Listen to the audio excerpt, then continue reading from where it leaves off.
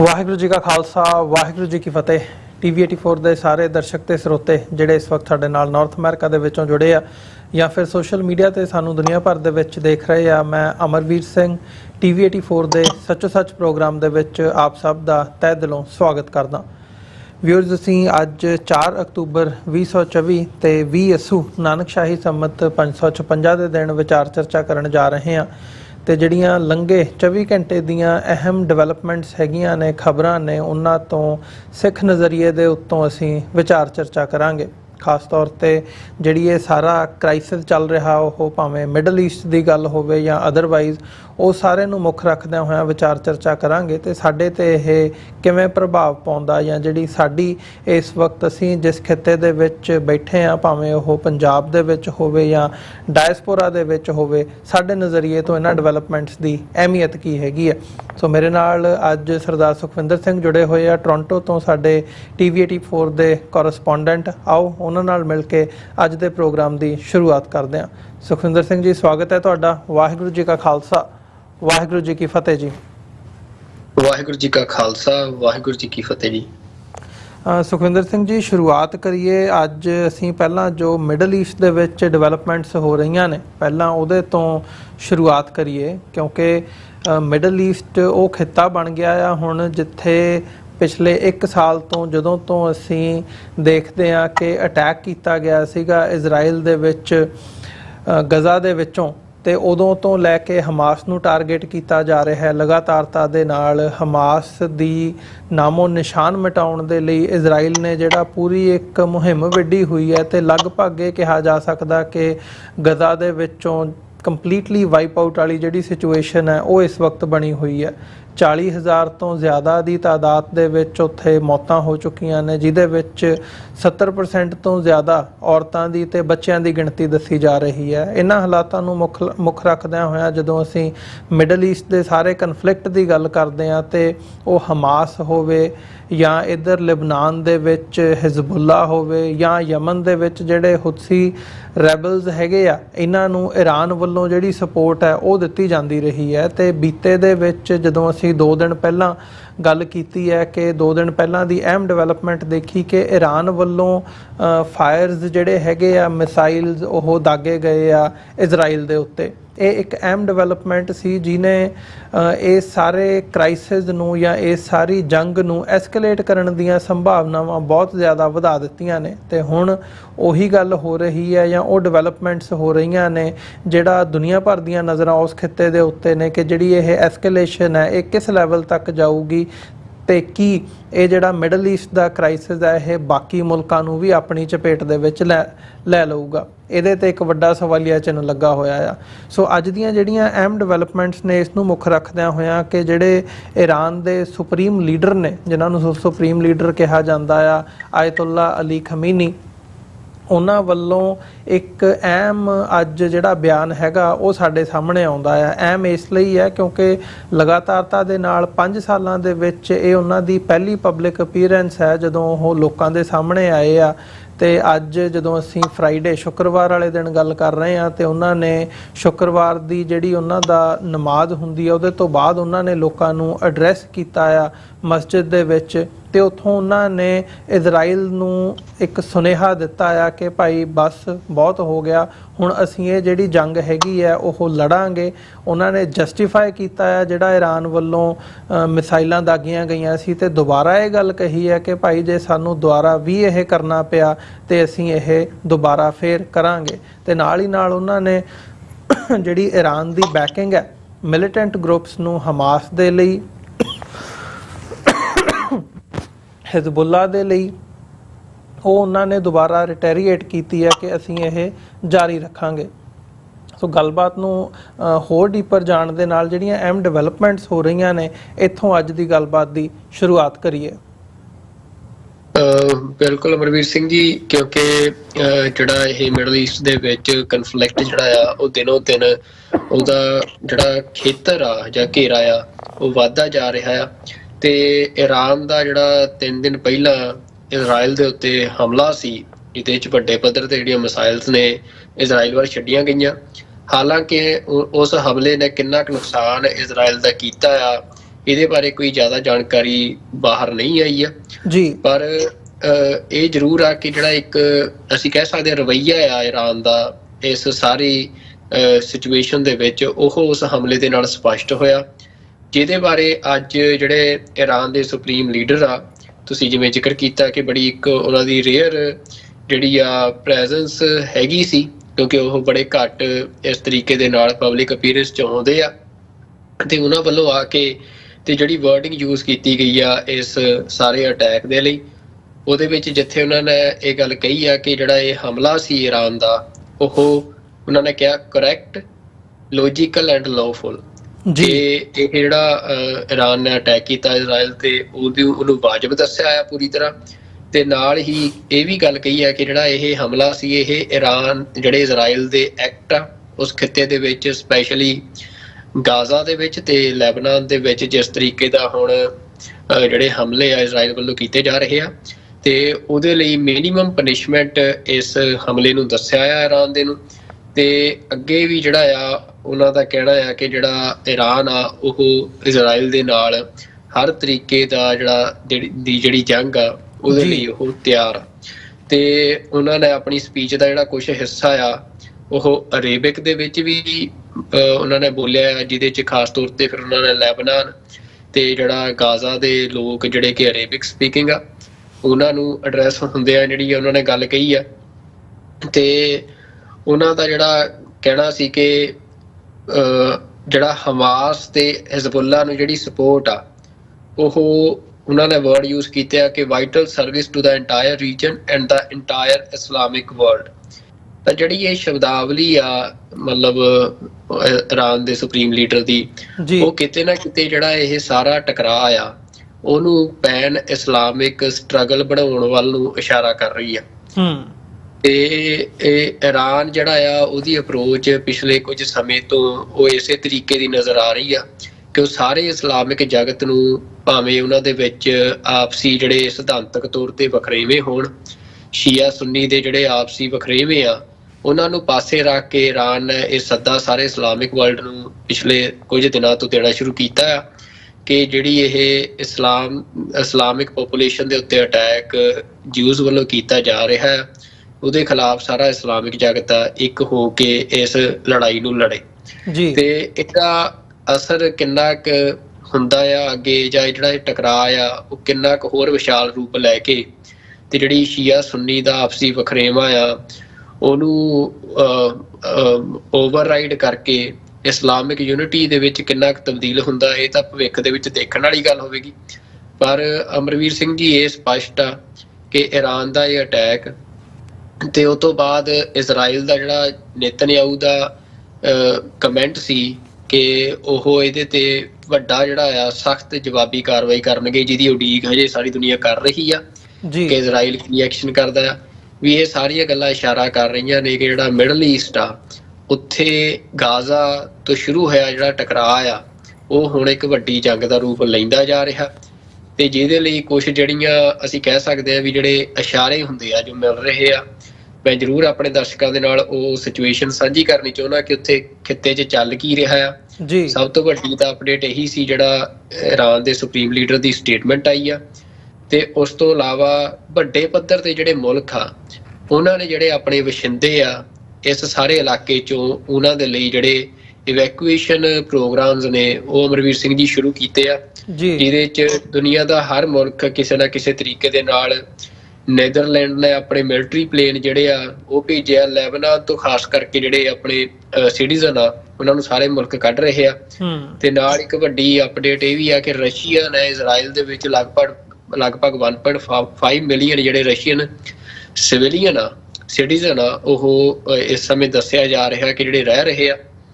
ਤੇ ਰਸ਼ੀਆ ਨੇ ਉਹਨਾਂ ਨੂੰ ਇਹ ਗੱਲ ਕਲੀਅਰ ਕਰਤੀ ਆ ਕਿ ਬੜੀ ਛੇਤੀ ਕੁਝ ਵੀ ਵੱਡਾ ਵਾਪਰ ਸਕਦਾ ਆ, ਤੇ ਉਹ ਜਿੰਨਾ ਜਲਦੀ ਹੋ ਸਕੇ ਇਜ਼ਰਾਈਲ ਛੱਡ ਕੇ ਤੇ ਉੱਥੋਂ ਬਾਹਰ ਨਿਕਲਣ। ਤੇ ਜਿਹੜੀ ਇਹ ਸਟੇਟਮੈਂਟ ਆ ਰਸ਼ੀਆ ਦੀ, ਇਹ ਆਪਣੇ ਆਪ ਦੇ ਵਿੱਚ ਬੜੀ ਵੱਡੀ ਇੰਡੀਕੇਸ਼ਨ ਆ। ਤੇ ਜਿਸ ਤਰੀਕੇ ਦੇ ਨਾਲ ਲੈਬਨਾਨ ਦੇ ਵਿੱਚੋਂ ਲੋਕਾਂ ਨੂੰ ਵੱਖ-ਵੱਖ ਮੁਲਕ ਕੱਢ ਰਹੇ ਆ, ਤਾਂ ਉਹ ਗੱਲ ਮਤਲਬ ਇਹ ਗੱਲ ਇਸ਼ਾਰਾ ਕਰਦੀ ਆ ਕਿ ਜਿਹੜੀ ਇਹ ਜੰਗ ਆ ਇਹ ਕਿਸੇ ਵੀ ਸਮੇਂ, ਜਿਵੇਂ ਇਸ ਜੰਗ ਦਾ ਇਹ ਰਿਹਾ ਅਮਰਵੀਰ ਸਿੰਘ ਜੀ ਕਿ ਜਿਵੇਂ ਬ੍ਰੇਕਿੰਗ ਨਿਊਜ਼ ਆਉਂਦੀ ਆ ਉਵੇਂ ਹੀ ਜਿਹੜੀ ਹਰ ਘਟਨਾ ਆ ਉਹਦੇ ਬਾਰੇ ਜਿਹੜੀ ਖਬਰ ਆ ਸਾਰੀ ਦੁਨੀਆ 'ਚ ਫੈਲਦੀ ਆ ਕਿ ਕੋਈ ਵੱਡਾ ਅਟੈਕ ਕਿਸੇ ਵੀ ਧਿਰ ਵੱਲੋਂ ਜਦੋਂ ਕੀਤਾ ਜਾਂਦਾ ਤਾਂ ਇਜ਼ਰਾਈਲ ਦੇ ਉੱਤੇ ਹੁਣ ਨਜ਼ਰਾਂ ਆ, ਜਿਹਦੇ ਬਾਰੇ ਇੱਕ ਹੋਰ ਵੱਡੀ ਜਾਣਕਾਰੀ ਸਾਹਮਣੇ ਆਈ ਆ ਕਿ CNN ਜਿਹੜਾ ਆ ਉਹਨਾਂ ਨੇ ਇਹ ਖਬਰ ਲਾਈ ਆ ਕਿ CNN ਦੇ ਜਿਹੜੇ ਜਰਨਲਿਸਟ ਆ ਉਹਨਾਂ ਨਾਲ ਗੱਲ ਕਰਦੇ ਆ US ਦੇ ਜਿਹੜੇ ਹਾਈ ਮਿਲਟਰੀ ਅਫੀਸ਼ੀਅਲਸ ਆ, ਉਹਨਾਂ ਨੇ ਇਹ ਗੱਲ ਕਹੀ ਆ ਕਿ ਇਜ਼ਰਾਈਲ ਆ ਉਹਨੇ ਇਸ ਗੱਲ ਨੂੰ ਰੂਲ ਆਊਟ ਨਹੀਂ ਕੀਤਾ ਆ ਕਿ ਉਹ ਈਰਾਨ ਦੇ ਜਿਹੜਾ ਨਿਊਕਲੀਅਰ ਇਨਫਰਾਸਟ੍ਰਕਚਰ ਆ ਉਹਦੇ ਤੇ ਅਟੈਕ ਨਹੀਂ ਕਰੇਗਾ। ਤਾਂ ਇਹ ਇਸ ਸਮੇਂ ਸਭ ਤੋਂ ਵੱਡਾ ਖਤਰਾ ਇਸੇ ਗੱਲ ਦਾ ਜਾਪ ਰਿਹਾ ਕਿ ਇਜ਼ਰਾਈਲ ਹੋ ਸਕਦਾ ਕਿ ਜਵਾਬੀ ਕਾਰਵਾਈ ਦੇ ਵਿੱਚ ਜਿਹੜੇ ਈਰਾਨ ਦੀਆਂ ਨਿਊਕਲੀਅਰ ਫੈਸਿਲਿਟੀਜ਼ ਨੇ ਉਹਨਾਂ ਨੂੰ ਟਾਰਗੇਟ ਕਰੇ। ਜੇ ਇਹੋ ਜਿਹਾ ਕੁਝ ਵੀ ਵਾਪਰਦਾ ਆ ਤਾਂ ਉਹਦੇ ਨਾਲ ਈਰਾਨ ਦੇ ਵਿੱਚ ਵੱਡਾ ਜਾਨੀ ਨੁਕਸਾਨ ਹੋਣ ਦੇ ਖਦਸ਼ੇ ਆ, ਤੇ ਉਸ ਤੋਂ ਬਾਅਦ ਫਿਰ ਈਰਾਨ ਦੇ ਵੱਲੋਂ ਵੀ ਜਿਹੜਾ ਕੋਈ ਵੱਡਾ ਅਟੈਕ ਆ ਇਜ਼ਰਾਈਲ ਵੱਲ ਜਿਹੜਾ ਆ ਉਹ ਕੀਤਾ ਜਾ ਸਕਦਾ, ਜਿਹਦੇ ਨਾਲ ਜੰਗ ਜਿਹੜੀ ਆ ਉਹ ਬਹੁਤ ਵੱਡਾ ਰੂਪ ਲੈ ਸਕਦੀ ਆ ਇਹ। ਤੇ ਪਰ ਹੁਣ ਇਹੀ ਆ ਵੀ ਅੱਗੇ ਕਿਹੋ ਜਿਹਾ ਜਿਹੜਾ ਜਵਾਬੀ ਹਮਲਾ ਇਜ਼ਰਾਈਲ ਕਰਦਾ ਆ ਇਹਦੇ ਬਾਰੇ ਸਪਸ਼ਟਤਾ ਕੁਝ ਨਹੀਂ, ਅਸੀਂ ਵੀ ਮਤਲਬ ਕੋਈ ਸਪਸ਼ਟਤਾ ਨਾਲ ਗੱਲ ਨਹੀਂ ਕਹਿ ਸਕਦੇ, ਪਰ ਇੰਨਾ ਜ਼ਰੂਰ ਆ ਜੇ ਸਿੱਖ ਨਜ਼ਰੀਏ ਤੋਂ ਇਹ ਸਾਰੀ ਸਿਚੁਏਸ਼ਨ ਨੂੰ ਦੇਖਣਾ ਹੋਵੇ ਤਾਂ ਅਮਰਵੀਰ ਸਿੰਘ ਇਹ ਆ ਕਿ ਜਿਹੜੀ ਕਲੈਸ਼ ਆਫ ਸਿਵਲਾਈਜੇਸ਼ਨਸ ਦੀ ਗੱਲ ਆ ਕਿ ਜਿਹਦੇ ਬਾਰੇ ਇੱਕ ਬੜੀ ਸੋਹਣੀ ਕਿਤਾਬ ਲਗਭਗ 1990 ਦੇ ਅੱਧ ਦੇ ਵਿੱਚ, ਜਿਹੜਾ 90 ਦਾ ਦਹਾਕਾ ਸੀ ਉਹਦੇ ਅੱਧ ਦੇ ਵਿਚਾਲੇ ਸੈਮੂਅਲ ਪੀ ਹੰਟਿੰਗਟਨ ਨੇ ਲਿਖੀ ਸੀ ਤੇ ਜਦੋਂ ਉਸ ਕਿਤਾਬ ਨੂੰ ਮਤਲਬ ਜਿਹਨਾਂ ਬੰਦਿਆਂ ਨੇ ਪੜ੍ਹਿਆ ਆ ਤੇ ਅੱਜ ਦੀ ਜਿਹੜੀ ਸਿਚੁਏਸ਼ਨ ਅਸੀਂ ਸਾਰੀ ਦੇਖ ਰਹੇ ਆ ਤਾਂ ਉਹ ਕਿਤੇ ਨਾ ਕਿਤੇ ਜਿਹੜਾ ਉਸ ਕਿਤਾਬ ਦੇ ਵਿੱਚ ਜਿਵੇਂ ਦਾ ਐਕਸਪਲੇਨ ਕੀਤਾ ਗਿਆ ਸੀ ਕਿ ਜਿਹੜਾ ਤੀਜਾ ਵਿਸ਼ਵ ਯੁੱਧ ਆ ਜਾਂ ਦੁਨੀਆ ਦਾ ਵੱਡਾ ਟਕਰਾਅ ਆ ਜਿਹੜਾ ਉਹ ਜਿਹੜੀਆਂ ਵੱਡੀਆਂ ਸੱਭਿਅਤਾਵਾਂ ਆ ਉਹ ਕਿਵੇਂ ਇੱਕ ਦੂਜੇ ਕਿਹੜੀ ਸੱਭਿਅਤਾ ਕਿਹਦੇ ਨਾਲ ਅਲਾਈ ਹੋਊਗੀ ਤੇ ਕਿਹਨਾਂ ਦਾ ਟਕਰਾਅ ਹੋਊਗਾ, ਤਾਂ ਉਹ ਸਾਰੀ ਚੀਜ਼ ਬਣਦੀ ਨਜ਼ਰ ਆ ਰਹੀ ਆ। ਤੇ ਜਿਹਦੇ ਵਿੱਚ ਇਹ ਲੱਗ ਰਿਹਾ ਕਿ ਜਿਹੜੀ ਵੈਸਟਰਨ ਬਲੋਕ ਆ, ਜਿਹੜਾ ਵੈਸਟਰਨ ਸਿਵਲਾਈਜੇਸ਼ਨ ਆ, ਜਿਹਨੂੰ ਆਪਾਂ ਜਿਹੜਾ ਕਹਿੰਦੇ ਆ ਕੈਥੋਲਿਕ ਕ੍ਰਿਸਚੈਨਿਟੀ ਨੂੰ ਵੀ ਜਿਹੜੀ ਰਿਪਰੈਜ਼ੈਂਟ ਕਰਦੀ ਆ ਤੇ ਉਹਨਾਂ ਦਾ ਇੱਕ ਪਾਸੇ ਤੇ ਦੂਜੇ ਪਾਸੇ ਆਰਥੋਡਾਕਸ ਕ੍ਰਿਸਚੈਨਿਟੀ ਨੂੰ ਜਿਹੜੀ ਰਸ਼ੀਅਨ ਫੈਡਰੇਸ਼ਨ ਆ ਜਿਹੜੀ ਰਿਪਰੈਜ਼ੈਂਟ ਕਰਦੀ ਆ, ਜਿਹਦੇ ਬਾਰੇ ਉਹਨੇ ਐਕਸਪਲੇਨ ਕੀਤਾ ਸੀ, ਤੇ ਨਾਲ ਇਸਲਾਮਿਕ ਸਿਵਲਾਈਜੇਸ਼ਨ ਇੱਕ ਧਿਰ ਵਾਂਗ ਤੇ ਇੱਕ ਪਾਸੇ ਹਿੰਦੂ ਸਿਵਲਾਈਜੇਸ਼ਨ ਵੀ ਅਸੀਂ ਇੰਡੀਆ ਦੇ ਰੂਪ ਦੇ ਵਿੱਚ ਇੱਕ ਵੱਡੀ ਅੱਜ ਤਾਕਤ ਦੇ ਤੌਰ ਤੇ ਸਾਰੀ ਜੀਓਪੋਲਿਟਿਕਸ 'ਚ ਦੇਖ ਰਹੇ ਆ। ਤਾਂ ਇਹਨਾਂ ਦਾ ਟਕਰਾਅ ਹੁੰਦਾ ਨਜ਼ਰ ਆ ਰਿਹਾ ਤੇ ਇਹ ਟਕਰਾਅ ਜਿਹੜਾ ਆ ਇਹ ਸਾਰੀ ਦੁਨੀਆ ਦੇ ਵਿੱਚ ਫੈਲਣ ਦੀਆਂ ਸੰਭਾਵਨਾਵਾਂ ਨੇ, ਜਿੱਥੇ ਇੱਕ ਪਾਸੇ ਯੂਰਪ ਦੇ ਵਿੱਚ ਰਸ਼ੀਆ ਯੂਕਰੇਨ ਆਲਰੇਡੀ ਵਾਰ ਜਿਹੜੀ ਆ ਸ਼ੁਰੂ ਹੋ ਚੁੱਕੀ ਆ ਤੇ ਦੂਜੇ ਪਾਸੇ ਮਿਡਲ ਈਸਟ ਦੇ ਵਿੱਚ ਜਿਹੜੀ ਜੰਗ ਆ ਆਲਰੇਡੀ ਸ਼ੁਰੂ ਹੋ ਚੁੱਕੀ ਆ ਤੇ ਤੀਜੇ ਪਾਸੇ ਤਾਇਵਾਨ ਵਾਲੇ ਜਿਹੜਾ ਸਾਊਥ ਚਾਈਨਾ ਸੀ ਆ ਜਾਂ ਇੰਡੀਅਨ ਓਸ਼ਨ ਆ ਉਸ ਖਿੱਤੇ ਦੇ ਵਿੱਚ ਸਾਊਥ ਏਸ਼ੀਆ ਦੇ ਵਿੱਚ ਅਸੀਂ ਦੇਖ ਸਕਦੇ ਆ ਕਿ ਜਿਹੜੇ ਹਾਲਾਤ ਨੇ ਉਹ ਲਗਾਤਾਰ ਖਿੱਚੋਤਾਣ ਵਾਲੇ ਚੱਲ ਰਹੇ ਆ ਤੇ ਇਹ ਵੀ ਕਿਹਾ ਜਾ ਰਿਹਾ ਕਿ ਸਭ ਤੋਂ ਵੱਡਾ ਜਿਹੜਾ ਫਲੇਅਰ ਅਪ ਪੁਆਇੰਟ ਆ ਇਹ ਅਗਲੇ ਵੱਡੇ ਟਕਰਾਅ ਦਾ ਉਹ ਮਤਲਬ ਏਸ਼ੀਆ ਦਾ ਹੀ ਉਹ ਖਿੱਤਾ ਬਣਨਾ ਹੈ। ਤੇ ਇਹਨਾਂ ਸਾਰੀਆਂ ਚੀਜ਼ਾਂ ਦੇ ਵਿੱਚ ਸਿੱਖਾਂ ਦੇ ਲਈ ਇਹਨਾਂ ਸਾਰੀਆਂ ਘਟਨਾਵਾਂ ਦੇ ਉੱਤੇ ਨਜ਼ਰ ਰੱਖਣੀ ਬੜੀ ਜ਼ਰੂਰੀ ਆ ਕਿ ਕਿਹੜੀ ਧਿਰ ਕਿਹੜੇ ਪਾਸੇ ਜਾ ਰਹੀ ਆ ਤੇ ਖਾਸ ਤੌਰ ਤੇ ਜਿਹੜਾ ਇੰਡੀਆ ਦੀ ਸਾਰੀ ਫੋਰਨ ਪੋਲਿਸੀ ਆ ਇਸ ਸਿਚੁਏਸ਼ਨ ਦੇ ਵਿੱਚ ਉਹ ਕਿਹੜੇ ਪਾਸੇ ਜਾ ਰਹੀ ਆ, ਇੰਡੀਆ ਕਿਹੜੀਆਂ ਧਿਰਾਂ ਦੇ ਨਾਲ ਅਲਾਈ ਹੋ ਰਿਹਾ ਆ, ਹਰੇਕ ਘਟਨਾ ਦੇ ਉੱਤੇ ਇੰਡੀਆ ਦਾ ਸਟੈਂਡ ਕੀ ਆ। ਤਾਂ ਇਹ ਸਾਰੀਆਂ ਗੱਲਾਂ ਜਿਹੜੀਆਂ ਆ ਉਹ ਸਿੱਖਾਂ ਨੂੰ ਅੱਜ ਜ਼ਰੂਰ ਇਹਦੇ ਬਾਰੇ ਜਾਣਕਾਰੀ ਹੋਣੀ ਚਾਹੀਦੀ ਆ ਤੇ ਉਸੇ ਮੁਤਾਬਕ ਜਿਹੜੀ ਆਪਣੀ ਅਗਲੀ ਰਣਨੀਤੀ ਆ ਸਿੱਖ ਜਥੇਬੰਦੀਆਂ ਨੂੰ ਸਿੱਖ ਸੰਸਥਾਵਾਂ ਨੂੰ ਉਹ ਘੜਨੀ ਚਾਹੀਦੀ ਆ, ਜਿਹਦੇ ਚੋਂ ਜਿਹੜਾ ਸਿੱਖਾਂ ਦਾ ਅਗਲਾ ਭਵਿੱਖ ਦਾ ਰਾਹ ਆ ਉਹ ਸਿੱਖ ਆਪ ਤੈਅ ਕਰ ਸਕਣ। ਜੀ ਬਿਲਕੁਲ, ਨਹੀਂ ਇਹ ਇੱਕ ਦੇਖਣ ਵਾਲੀ ਗੱਲ ਹੈਗੀ ਹੈ। ਇੱਕ ਹੋਰ ਛੋਟਾ ਜਿਹਾ ਇਹਦੇ 'ਚ ਮੈਂ ਉਹ ਕਰਨਾ ਚਾਹਾਂ ਵੀ ਜਿਵੇਂ ਤੁਸੀਂ ਪੈਨ ਇਸਲਾਮਿਕ ਇੱਕ ਹੋਕਾ ਜਿਹੜਾ ਦਿੱਤਾ ਆ ਖਮੀਨੀ ਵੱਲੋਂ ਦਿੱਤਾ ਗਿਆ ਆ, ਇਹਦੀ ਕੀ ਪੋਸੀਬਿਲਿਟੀ ਨਜ਼ਰ ਆਉਂਦੀ ਹੈ? ਕਿਉਂਕਿ ਓਵਰਆਲ ਜਿਹੜਾ ਸ਼ੀਆ ਸੁੰਨੀ ਦਾ ਇਹਨਾਂ ਦਾ ਸਿਧਾਂਤਕ ਵਖਰੇਵਾਂ ਹੈਗਾ ਉਹਦੇ ਚੱਲਦਿਆਂ ਹੁਣ ਤੱਕ ਦੀ ਸਿਚੁਏਸ਼ਨ ਮੁਤਾਬਕ ਇਹੀ ਹੈ ਵੀ ਈਰਾਨ ਇਕੱਲਾ ਅਲੱਗ ਥਲੱਗ ਨਜ਼ਰ ਆ ਰਿਹਾ ਆ, ਪਰ ਟਰਕੀ ਦੇ ਇੱਧਰ ਆਉਣ ਦੇ ਕੀ ਅਸਾਰ ਹੈਗੇ ਆ ਜਾਂ ਓਵਰਆਲ ਜਿਵੇਂ ਅਸੀਂ ਰਸ਼ੀਆ ਦਾ ਜ਼ਿਕਰ ਕੀਤਾ ਆ, ਰਸ਼ੀਆ ਦੇ ਕੀ ਚਾਂਸਸ ਨੇ ਕਿ ਉਹ ਇਸ ਕਨਫਲਿਕਟ ਦਾ ਹਿੱਸਾ ਬਣ ਸਕਦਾ ਹੈ ਜਾਂ ਈਵਨ ਉਹਦੇ ਤੋਂ ਵੀ ਬਿਯੋਂਡ ਜਾਂਦੇ ਆ ਚਾਈਨਾ ਦੇ ਕੀ ਅਸਾਰ ਨੇ? ਕਿਉਂਕਿ ਜੇ ਜਿਵੇਂ ਤੁਸੀਂ ਜ਼ਿਕਰ ਕੀਤਾ ਵੀ ਇਜ਼ਰਾਈਲ ਵੱਲੋਂ ਨਿਊਕਲੀਅਰ ਪ੍ਰੋਗਰਾਮ ਦੇ ਉੱਤੇ ਅਟੈਕ ਕੀਤਾ ਜਾ ਸਕਦਾ ਈਰਾਨ ਦੇ, ਤੇ ਉਸ ਸਿਚੁਏਸ਼ਨ ਦੇ ਵਿੱਚ ਈਰਾਨ ਦੇ ਵਿੱਚ ਜਿਹੜੀ ਤਬਾਹੀ ਹੋਣੀ ਆ ਉਹਨੇ ਚਾਈਨਾ ਨੂੰ ਵੀ ਥ੍ਰੈਟ ਭੇਜਣਾ ਆ, ਕਿਉਂਕਿ ਚਾਈਨਾ ਦੀਆਂ ਵੱਡੀਆਂ ਇਨਵੈਸਟਮੈਂਟਸ ਜਿਹੜੀਆਂ ਨੇ ਉਹ ਈਰਾਨ ਦੇ ਵਿੱਚ ਲੱਗੀਆਂ ਹੋਈਆਂ ਨੇ। ਉਹਨਾਂ ਦੀ ਜਿਹੜੀ ਪੋਰਟ ਦੀ ਐਕਸੈਸ ਹੈਗੀ ਆ ਉਹ ਈਰਾਨ ਦੇ ਰਾਹੀਂ ਹੈਗੀ ਹੈ। ਸੋ ਈਰਾਨ ਦੀ ਸਟੇਬਿਲਿਟੀ ਚਾਈਨਾ ਦੇ ਲਈ ਵੀ ਜ਼ਰੂਰੀ ਹੈ। ਚਾਈਨਾ ਕਦੇ ਨਹੀਂ ਚਾਹੂਗਾ ਕਿ ਈਰਾਨ ਇਨਸਟੇਬਲ ਹੋਵੇ ਉਸ ਲੈਵਲ ਦੇ ਉੱਤੇ ਜਾ ਕੇ। ਸੋ ਇਹਦੇ ਵਧਣ ਦੇ ਜਿਹੜੇ ਅਸਾਰ ਹੈਗੇ ਓਬਵੀਅਸਲੀ ਉਹ ਇਜ਼ਰਾਈਲ ਦੀ ਪ੍ਰੋਵੋਕੇਸ਼ਨ ਦੇ ਉੱਤੇ ਜਾਂ ਇਜ਼ਰਾਈਲ ਦੇ ਅਗਲੇ ਐਕਸ਼ਨਸ ਦੇ ਉੱਤੇ ਡਿਪੈਂਡ ਕਰਦੇ ਆ। ਤੇ ਇਸ ਵਕਤ ਵੀ ਇਜ਼ਰਾਈਲ ਵੱਲੋਂ ਲਗਾਤਾਰਤਾ ਦੇ ਨਾਲ ਹੁਣ ਗਰਾਊਂਡ ਦੇ ਰਾਹੀਂ ਵੀ ਜਿਹੜੀ ਲਿਬਨਾਨ ਦੇ ਵਿੱਚ ਹੈ ਉਹ ਇੰਟਰੂਜਨ ਕੀਤੀ ਜਾ ਰਹੀ ਹੈ। ਹਿਜ਼ਬੁੱਲਾ ਦੇ ਉੱਤੇ ਲਗਾਤਾਰ ਅਟੈਕ ਕੀਤੇ ਜਾ ਰਹੇ ਨੇ। ਹੁਣੇ ਹੀ ਮਤਲਬ ਜਿਹੜੀਆਂ ਅੱਜ ਦੀਆਂ ਅਹਿਮ ਖਬਰਾਂ ਨੇ ਉਹਨਾਂ ਨੂੰ ਹੀ ਜਦੋਂ ਅਸੀਂ ਦੇਖਦੇ ਹਾਂ ਤੇ ਸਾਡੇ ਸਾਹਮਣੇ ਆਉਂਦਾ ਕਿ ਇਜ਼ਰਾਈਲ ਗਰਾਊਂਡ ਟਰੂਪਸ ਜਿਹੜੇ ਆ ਉਹ ਭੇਜ ਰਿਹਾ ਆ। ਲਿਬਨਾਨ ਬੇਰੂਤ ਦੇ ਵਿੱਚ ਜਿਹੜੇ ਆ ਹਮਲੇ ਹੋ ਰਹੇ ਆ, ਹਿਜ਼ਬੁੱਲਾ ਨੂੰ ਅਟੈਕ ਕੀਤਾ ਜਾ ਰਿਹਾ ਆ। ਈਵਨ ਜਿਹੜੀਆਂ ਸੰਭਾਵਨਾਵਾਂ ਯਮਨ ਜਾਂ ਬਾਕੀ ਥਾਵਾਂ ਦੇ ਉੱਤੇ ਈਰਾਨ ਤੱਕ ਵੀ ਜਿਹੜੀ ਆ ਉਹ ਪਹੁੰਚ ਦੀਆਂ ਸੰਭਾਵਨਾਵਾਂ ਇਸ ਵਕਤ ਬਣੀਆਂ ਹੋਈਆਂ ਨੇ। ਸੋ ਇਹਨੂੰ ਬ੍ਰੌਡਰ ਕੰਟੈਕਸਟ ਦੇ ਵਿੱਚ ਦੇਖਦਿਆਂ ਹੋਇਆਂ OIC ਦੀ ਗੱਲ ਹੋਵੇ ਜਾਂ ਰਸ਼ੀਆ ਤੇ ਚਾਈਨਾ ਦੇ ਪਰਸਪੈਕਟਿਵ ਤੋਂ ਕੀ ਸਮਝਦੇ ਹੋ ਕਿ ਕਿੰਨੀ ਕੁ ਪੋਸੀਬਿਲਿਟੀ ਜਾਂ ਰਿਐਲਿਟੀ ਨਜ਼ਰ ਆਉਂਦੀ ਹੈ? ਬਿਲਕੁਲ ਜੀ ਅਮਰਵੀਰ ਸਿੰਘ ਜੀ, ਅੱਜ ਦੀ ਇੱਕ ਲੇਟੈਸਟ ਖਬਰ ਦੇ ਹਵਾਲੇ ਨਾਲ ਆਪਾਂ ਇਸ ਚੀਜ਼ ਨੂੰ ਸਮਝ ਸਕਦੇ ਹਾਂ। ਇੱਕ ਤਾਈਵਾਨ ਦੇ ਅਫੀਸ਼ੀਅਲ ਨੇ ਜਿਹੜੇ ਕਿ ਤਾਈਵਾਨ ਦੇ ਡੀ ਫੈਕਟੋ US ਐਮਬੈਸਡਰ ਆ, ਉਹਨਾਂ ਨੇ ਵਾਰਨਿੰਗ ਦਿੱਤੀ ਆ, ਇੱਕ ਸਟੇਟਮੈਂਟ ਦਿੱਤੀ ਆ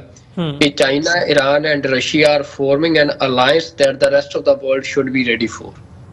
ਮਤਲਬ ਇਹ ਉਹਨਾਂ ਦੇ ਸ਼ਬਦ ਨੇ। ਤੇ ਜਿਹੜਾ ਤੁਹਾਡਾ ਸਵਾਲ ਆ ਉਹ ਆਪਣੇ ਆਪ ਦੇ ਵਿੱਚ, ਜਿਹੜੀ ਮੈਂ ਤੁਹਾਨੂੰ ਕਲੈਸ਼ ਆਫ ਸਿਵਲਾਈਜੇਸ਼ਨਸ ਦੀ ਗੱਲ ਕਹੀ ਸੀ, ਉਹ ਕਿਤਾਬ ਬੜੀ ਇੰਟਰਸਟਿੰਗ ਆ, ਪੜ੍ਹਨ ਵਾਲੀ ਆ। ਤੇ ਉਹਦੇ ਵਿੱਚੋਂ ਵੀ ਤੇ ਤਾਈਵਾਨ ਦੇ ਜਿਹੜੇ ਡੀਫੈਕਟੋ US ਐਮਬੈਸਡਰ ਆ ਉਹ ਦੱਸ ਰਹੇ ਆ ਕਿ ਚਾਈਨਾ, ਇਰਾਨ ਤੇ ਰਸ਼ੀਆ ਜਿਹੜਾ ਆ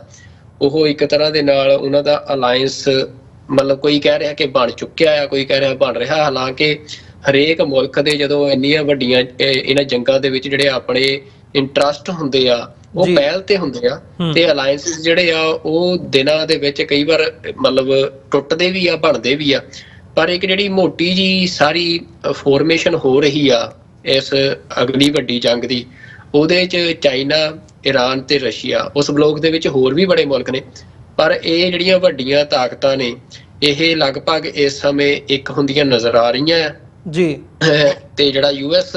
ਲੈਡ ਬਲੋਕ ਆ, US ਲੈਡ ਬਲੋਕ ਦੇ ਵਿੱਚ ਹੋਰ ਸਾਰੇ ਮੁਲਕ ਨੇ, ਕੈਨੇਡਾ, ਇੰਗਲੈਂਡ ਜਾਂ ਫਾਈਵ ਆਈਜ਼ ਮੁਲਕ ਨੇ, ਹੋਰ ਸਾਰੇ ਆ,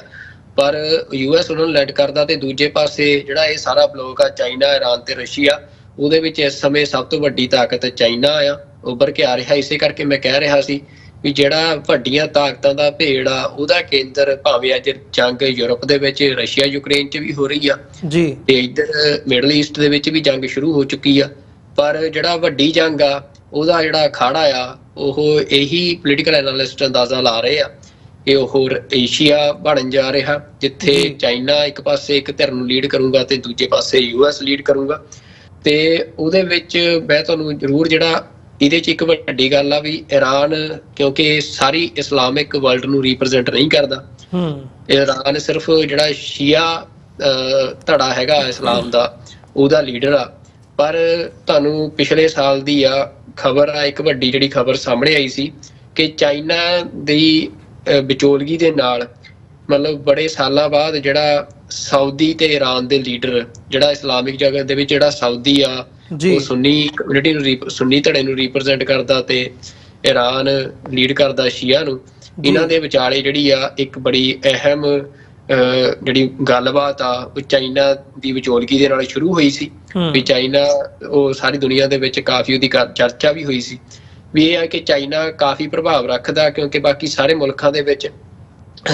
ਤੁਰਕੀ ਵੀ ਜਿਹੜਾ ਆ ਉਹਦਾ ਵੀ ਇਰਾਨ ਦੇ ਨਾਲ ਜਿਹੜੇ ਸੰਬੰਧ ਨੇ ਉਹ ਚਾਈਨਾ ਦੀ ਵਿਚੋਲਗੀ ਦੇ ਨਾਲ, ਤੇ ਰਸ਼ੀਆ ਵੀ ਉਹਦੇ 'ਚ ਵੱਡਾ ਰੋਲ ਪਲੇ ਕਰ ਰਿਹਾ ਵੀ ਉਹਦੇ ਨਾਲ ਉਹ ਸਾਰੇ ਕਿਤੇ ਨਾ ਕਿਤੇ ਕਈ ਗੱਲਾਂ ਤੇ ਅੱਜ ਸਹਿਮਤ ਨਜ਼ਰ ਆ ਰਹੇ ਆ। ਤੇ ਦੂਜੇ ਪਾਸੇ ਭਾਵੇਂ ਗਾਜ਼ਾ ਦੇ ਉੱਤੇ ਜਿਸ ਤਰ੍ਹਾਂ ਦਾ ਅਟੈਕ ਇਜ਼ਰਾਈਲ ਨੇ ਕੀਤਾ ਆ, ਜਿਵੇਂ ਉੱਥੇ ਵੱਡੇ ਪੱਧਰ ਤੇ ਸਿਵਿਲੀਅਨਸ ਦੀ ਡੈਥ ਹੋਈ ਆ, ਤਾਂ ਉਹਨੇ ਇੱਕ ਹੋਰ ਵੱਡਾ ਗਰਾਊਂਡ ਪ੍ਰੋਵਾਈਡ ਕਰਵਾਇਆ ਆ ਕਿ ਜਿੱਥੇ ਜਿਹੜੀ ਇਸਲਾਮਿਕ ਪੋਪੂਲੇਸ਼ਨ ਆ, ਚਾਹੇ ਉਹ ਅਰਬ ਦੀ ਹੋਵੇ, ਚਾਹੇ ਉਹ ਸ਼ੀਆ ਪੋਪੂਲੇਸ਼ਨ ਹੋਵੇ ਇਰਾਨ ਦੀ ਅਗਵਾਈ ਵਾਲੇ ਮੁਲਕਾਂ ਦੀ, ਵੀ ਉਹ ਸਾਰਿਆਂ ਦੇ ਵਿੱਚ ਇੱਕ ਕਾਮਨ ਕੰਸੈਂਸਸ ਇਜ਼ਰਾਈਲ ਦੇ ਖਿਲਾਫ ਆ ਜੀ ਵੀ ਇਜ਼ਰਾਈਲ ਦੇ ਖਿਲਾਫ ਜਿਹੜਾ ਗੁੱਸਾ ਆ ਉਹ ਸਾਰੇ ਇਸਲਾਮਿਕ ਜਗਤ ਦੇ ਵਿੱਚ ਆ, ਜਿਹੜਾ ਕਿ ਉਹਨਾਂ ਨੂੰ ਯੂਨਾਈਟ ਕਰਨ ਦੇ ਲਈ ਇੱਕ ਵੱਡਾ ਫੈਕਟਰ ਆ। ਤੇ ਮਤਲਬ ਇਹਨਾਂ ਸਾਰੀਆਂ ਗੱਲਾਂ ਦੇ ਚੱਲਦੇ ਆ ਇਹ ਪੋਸੀਬਿਲਿਟੀ ਹੁਣ ਨਜ਼ਰ ਆ ਰਹੀ ਆ ਕਿ ਜਿਹੜਾ ਚਾਈਨਾ, ਈਰਾਨ ਤੇ ਰਸ਼ੀਆ ਦਾ ਇੱਕ ਵੱਡਾ ਅਲਾਇੰਸ ਜਿਹੜਾ ਆ ਉਹ ਇੱਕ ਪਾਸੇ ਫਾਰਮ ਹੋ ਰਿਹਾ ਤੇ ਦੂਜੇ ਪਾਸੇ ਜਿਹੜਾ US ਲੈਡ ਸਾਰਾ, ਅਸੀਂ ਚਾਹੇ ਨੈਟੋ ਮੁਲਕਾਂ ਦੀ ਗੱਲ ਕਰੀਏ ਜੀ, ਉਹਦੇ ਵਿੱਚ ਹੋਰ ਵੀ ਬੜੇ ਮੁਲਕ ਏਸ਼ੀਆ ਦੇ ਵਿੱਚ ਵੀ ਖਿੱਚੋਤਾਣ ਚੱਲ ਰਹੀ ਹੈ ਚਾਈਨਾ ਤੇ US ਦੇ ਦਰਮਿਆਨ ਲਗਾਤਾਰ, ਚਾਹੇ ਵਪਾਰਕ ਪੱਧਰ ਤੇ ਹੋਵੇ, ਚਾਹੇ ਉਹ ਡਿਪਲੋਮੈਟਿਕ ਰਿਲੇਸ਼ਨਸ ਦੇ ਪੱਧਰ ਤੇ ਹੋਵੇ, ਆਪੋ ਆਪਣੇ ਧੜੇ ਨੂੰ ਮਜ਼ਬੂਤ ਕਰਨ ਦੀ। ਤੇ ਇਹ ਖਿੱਚੋਤਾਣ ਜਿਹੜੀ ਆ ਉਹ ਕਿਸੇ ਵੀ ਸਮੇਂ ਜਿਹੜਾ ਆ ਫਲੇਅਰ ਅਪ ਹੋ ਸਕਦੀ ਹੈ, ਕਿਸੇ ਵੀ ਟਕਰਾਅ ਦੇ ਵਿੱਚ, ਕਿਸੇ ਵੀ ਵਾਰ ਦੇ ਵਿੱਚ। ਪਰ ਅਲਟੀਮੇਟਲੀ ਜਿਹੜੀ ਗੱਲ ਮੈਂ ਪਹਿਲਾਂ ਕਹਿ ਕੇ ਹਟਿਆ ਵੀ ਅੱਜ ਉਹ ਸਮਾਂ ਆ ਵੀ ਜਿਹਨੂੰ ਡਾਕਟਰ ਅਮਰਜੀਤ ਸਿੰਘ ਕਈ ਵਾਰ ਆਪਣੀ ਗੱਲਬਾਤ ਦੇ ਵਿੱਚ ਇਹ ਗੱਲ ਕਹਿੰਦੇ ਹੁੰਦੇ ਆ ਵੀ ਜਦੋਂ ਦੁਨੀਆ ਦੇ ਵਿੱਚ ਜਿਹੜੇ ਵਰਲਡ ਮੈਪਸ ਨੇ ਉਹ ਰੀਡਰਾ ਹੋਣੇ ਆ, ਜਦੋਂ ਜਿਹੜੀਆਂ ਹੱਦਾਂ ਸਰਹੱਦਾਂ ਨੇ ਉਹ ਦੁਬਾਰਾ ਬਾਹੀਆਂ ਜਾਣੀਆਂ ਨੇ, ਤਾਂ ਉਸ ਸਮੇਂ ਜਿਹੜਾ ਸਿੱਖਾਂ ਦੇ ਲਈ ਇਸ ਸਮੇਂ ਬੜਾ ਅਹਿਮ ਸਮਾਂ ਆ ਜਿੱਥੇ ਸਿੱਖ ਮਾਸਿਸ, ਸਿੱਖ ਪੋਪੂਲੇਸ਼ਨ ਜਿਹੜੀ ਆ, ਜਿਵੇਂ ਗੁਰਬਾਣੀ ਦਾ ਫਰਮਾਨ ਆ ਕਿ ਜਿਹੜਾ ਆਗੂ ਆ ਕਿ ਤੁਸੀਂ ਉਹ ਕਿਹੋ ਜਿਹਾ ਚੁਣਦੇ ਹੋ, ਉਹੀ ਗੱਲ ਤੈਅ ਕਰਦੀ ਆ ਕਿ ਤੁਹਾਡਾ ਭਵਿੱਖ ਕਿਹੋ ਜਿਹਾ ਹੋਣਾ ਹੈ। ਤੇ ਸਿੱਖਾਂ ਦੇ ਲਈ ਅੱਜ, ਸਿੱਖ ਮਾਸਿਸ ਦੇ ਲਈ ਇਹ ਬੜਾ ਜ਼ਰੂਰੀ ਆ ਕਿ ਉਹ ਸਿਆਣੇ ਆਗੂਆਂ ਨੂੰ, ਸਿਆਣੀ ਲੀਡਰਸ਼ਿਪ ਨੂੰ ਆਪਣੇ ਭਵਿੱਖ ਦੇ ਫੈਸਲੇ ਕਰਨ ਦੀ ਕਮਾਂਡ ਦੇਵੇ ਤੇ ਜਿਨ੍ਹਾਂ ਦੇ ਲਈ ਸਿਰਫ ਸਿੱਖ ਇੰਟਰਸਟ ਜਿਹੜਾ ਆ ਪਹਿਲ ਦੇ ਆਧਾਰ ਤੇ ਹੋਣਾ ਚਾਹੀਦਾ ਹੈ ਤੇ ਸਿੱਖਾਂ ਨੂੰ ਯੂਨਾਈਟ ਹੋ ਕੇ, ਇਕਜੁੱਟ ਹੋ ਕੇ ਦੁਨੀਆ ਦੇ ਵਿੱਚ ਐਜ਼ ਅ ਵਨ ਯੂਨਿਟ ਆਪਣੇ ਆਪ ਨੂੰ ਰਿਪਰੈਜ਼ੈਂਟ ਕਰਨਾ ਚਾਹੀਦਾ ਹੈ ਤੇ ਉਹਨਾਂ ਦੇ ਲਈ ਇੱਕ ਕੁਝ ਨਿਸ਼ਾਨੇ ਤੈਅ ਹੋਣੇ ਚਾਹੀਦੇ ਆ ਸਿੱਖ ਪੋਲਿਟਿਕਸ ਦੇ ਕਿ ਸਿੱਖ ਇਸ ਸਾਰੇ ਟਰਬੂਲੈਂਸ ਦੇ ਵਿੱਚੋਂ ਅਚੀਵ ਕੀ ਕਰਨਾ ਚਾਹੁੰਦੇ ਆ। ਤਾਂ ਮੈਂ ਇੱਕ ਗੱਲ ਜ਼ਰੂਰ ਸਾਂਝੀ ਕਰਦੇ ਆ ਕਿ ਦੇਖੋ ਕਈ ਵਾਰ ਅਮਰਵੀਰ ਸਿੰਘ ਜੀ ਹਾਲਾਤ ਇਹੋ ਜਿਹੇ ਹੁੰਦੇ ਆ ਵੀ ਜਦੋਂ ਜਿਹੜਾ ਮਾਨਵਤਾ ਦਾ ਘਾਣ ਉਹ ਹੋਣਾ, ਉਹਨੂੰ ਰੋਕਣਾ ਤੁਹਾਡੇ ਹੱਥ ਵੱਸ ਨਹੀਂ ਹੁੰਦਾ ਜੀ। ਵੀ ਸਿੱਖਾਂ ਦੀ ਕਦੇ ਇੱਛਾ ਨਹੀਂ ਰਹੀ ਕਿ ਸਿੱਖ ਚਾਹੁੰਦੇ ਹੋਣ ਕਿ ਜੰਗਾਂ ਹੋਣ ਜਾਂ ਮਾਨਵਤਾ ਦਾ ਘਾਣ ਹੋਵੇ, ਸਿੱਖਾਂ ਦਾ ਕਦੇ ਇਹਦੇ 'ਚ ਇੰਟਰਸਟ ਨਹੀਂ। ਪਰ 1947 ਦਾ ਅਸੀਂ ਉਹ ਦੇਖਿਆ ਵੀ ਜਦੋਂ ਸਿੱਖਾਂ ਨੇ ਇੱਕ ਆਪਣੀ ਪੋਪੂਲੇਸ਼ਨ ਦਾ ਵੱਡਾ ਹਿੱਸਾ ਜਿਹੜਾ ਆ ਉਹ ਕਤਲ ਕਰਵਾਇਆ, ਕਤਲ ਹੋਇਆ ਸਿੱਖਾਂ ਦਾ ਉਹਨਾਂ ਪੋਲੀਟੀਕਲ ਡਿਸੀਜ਼ਨਸ ਦੇ ਵਿੱਚੋਂ, ਤੇ ਉਹ ਡਿਸੀਜਨ ਸਿੱਖਾਂ ਦਾ ਨਹੀਂ ਸੀ ਉਹ ਪਾਰਟੀਸ਼ਨ ਕਰਾਉਣ ਦਾ ਜਾਂ ਉਹ ਕਤਲੇਆਮ ਦਾ,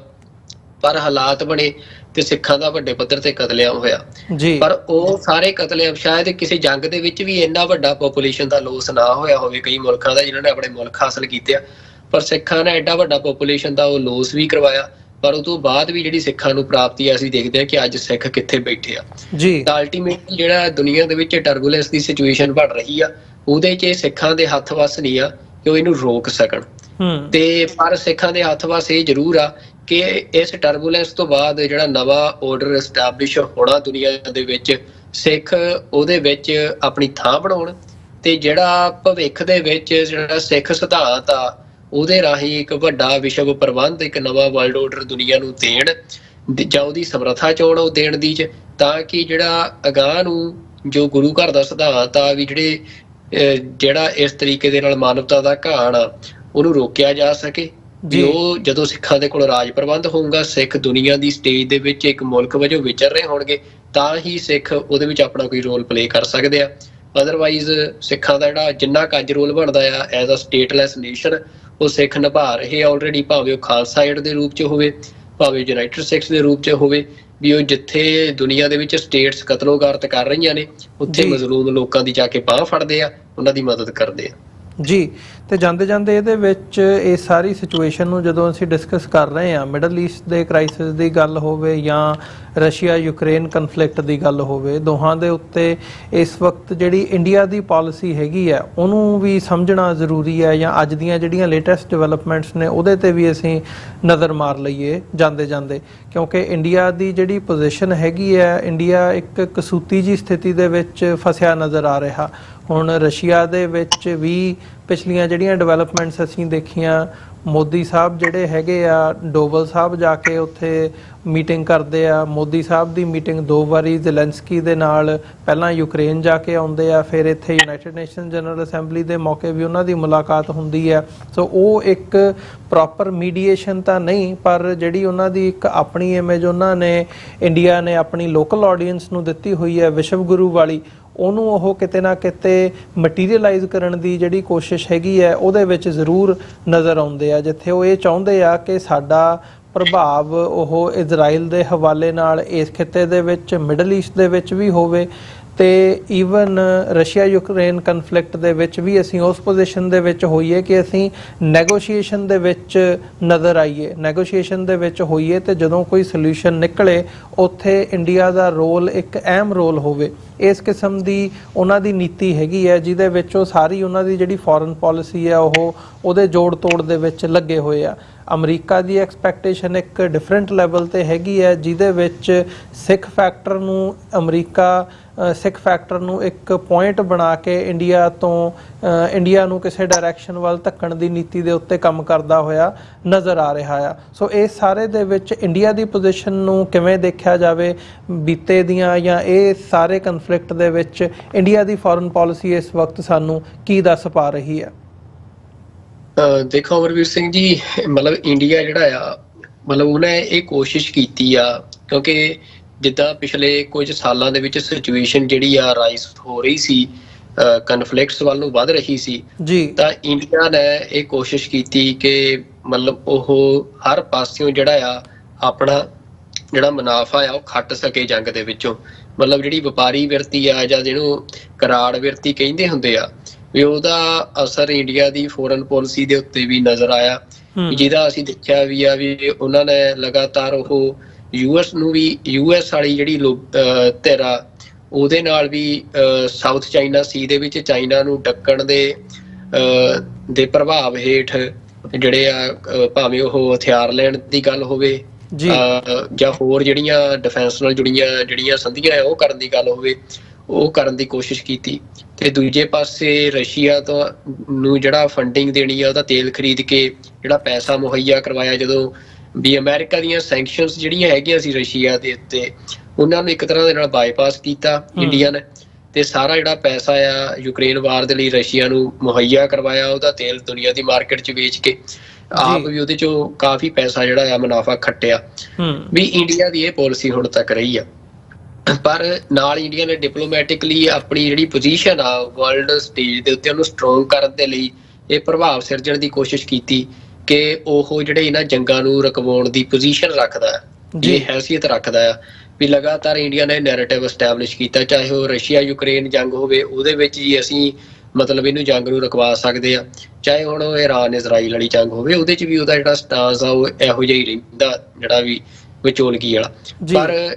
ਇੰਡੀਆ ਜਿਹੜਾ ਆ ਮਤਲਬ ਉਹ ਅਸੀਂ ਦੇਖਿਆ ਵੀ ਉਹ 1% ਵੀ ਜਿਹੜਾ ਆ ਉਹਦਾ ਕੋਈ ਇਫੈਕਟ ਆ ਵੀ ਇਸ ਤਰੀਕੇ ਦਾ ਇਹਨਾਂ ਜੰਗਾਂ ਦੇ ਵਿੱਚ ਜਿਹੜੇ ਕਲੈਸ਼ਸ ਆ ਉਹਨਾਂ ਦੇ ਵਿੱਚ ਨਜ਼ਰ ਨਹੀਂ ਆਇਆ ਕਿ ਜਿੱਥੇ ਕੋਈ ਮੁਲਕ ਜਿਹੜਾ ਜੰਗਾਂ ਦੇ ਵਿੱਚ ਸ਼ਾਮਲ ਆ ਉਹ ਇੰਡੀਆ ਦੇ ਕਹਿਣ ਤੇ ਸਟੈਪ ਬੈਕ ਕਰ ਰਿਹਾ ਹੋਵੇ ਜੀ। ਮਤਲਬ ਇੰਡੀਆ ਦਾ ਮੈਂ ਤੁਹਾਨੂੰ ਮਤਲਬ ਜਿਹੜਾ ਉਹਨਾਂ ਮੁਨਾਫਾ ਕੱਟਣਾ ਸੀ, ਜਿਹੜੀ ਉਹਦੀ ਉਹ ਪਾਲਿਸੀ ਆ, ਇੱਕ ਤਾਂ ਉਹ ਫੈਕਟਰ ਸੀ, ਦੂਜਾ ਸੀ ਵਰਲਡ ਸਟੇਜ ਦੇ ਉੱਤੇ ਆਪਣੀ ਡੋਮੀਨੈਂਸ ਨੂੰ ਐਸਟੈਬਲਿਸ਼ ਕਰਨਾ ਕਿ ਅਸੀਂ ਇੱਕ ਪਾਵਰਫੁਲ ਮੁਲਕ ਹਾਂ ਤੇ ਅਸੀਂ ਜੰਗਾਂ ਰੋਕ ਸਕਦੇ ਹਾਂ, ਤੇ ਉਹਦੇ ਵਿੱਚ ਇੰਡੀਆ ਟੋਟਲੀ ਫੇਲ ਹੋਇਆ। ਤਾਂ ਅਲਟੀਮੇਟਲੀ ਇੰਡੀਆ ਹੁਣ ਕੋਈ ਮੇਨ ਪਲੇਅਰ ਤਾਂ ਹੈ ਨਹੀਂ ਇਸ ਸਾਰੀ ਜੀਓਪੋਲੀਟੀਕਲ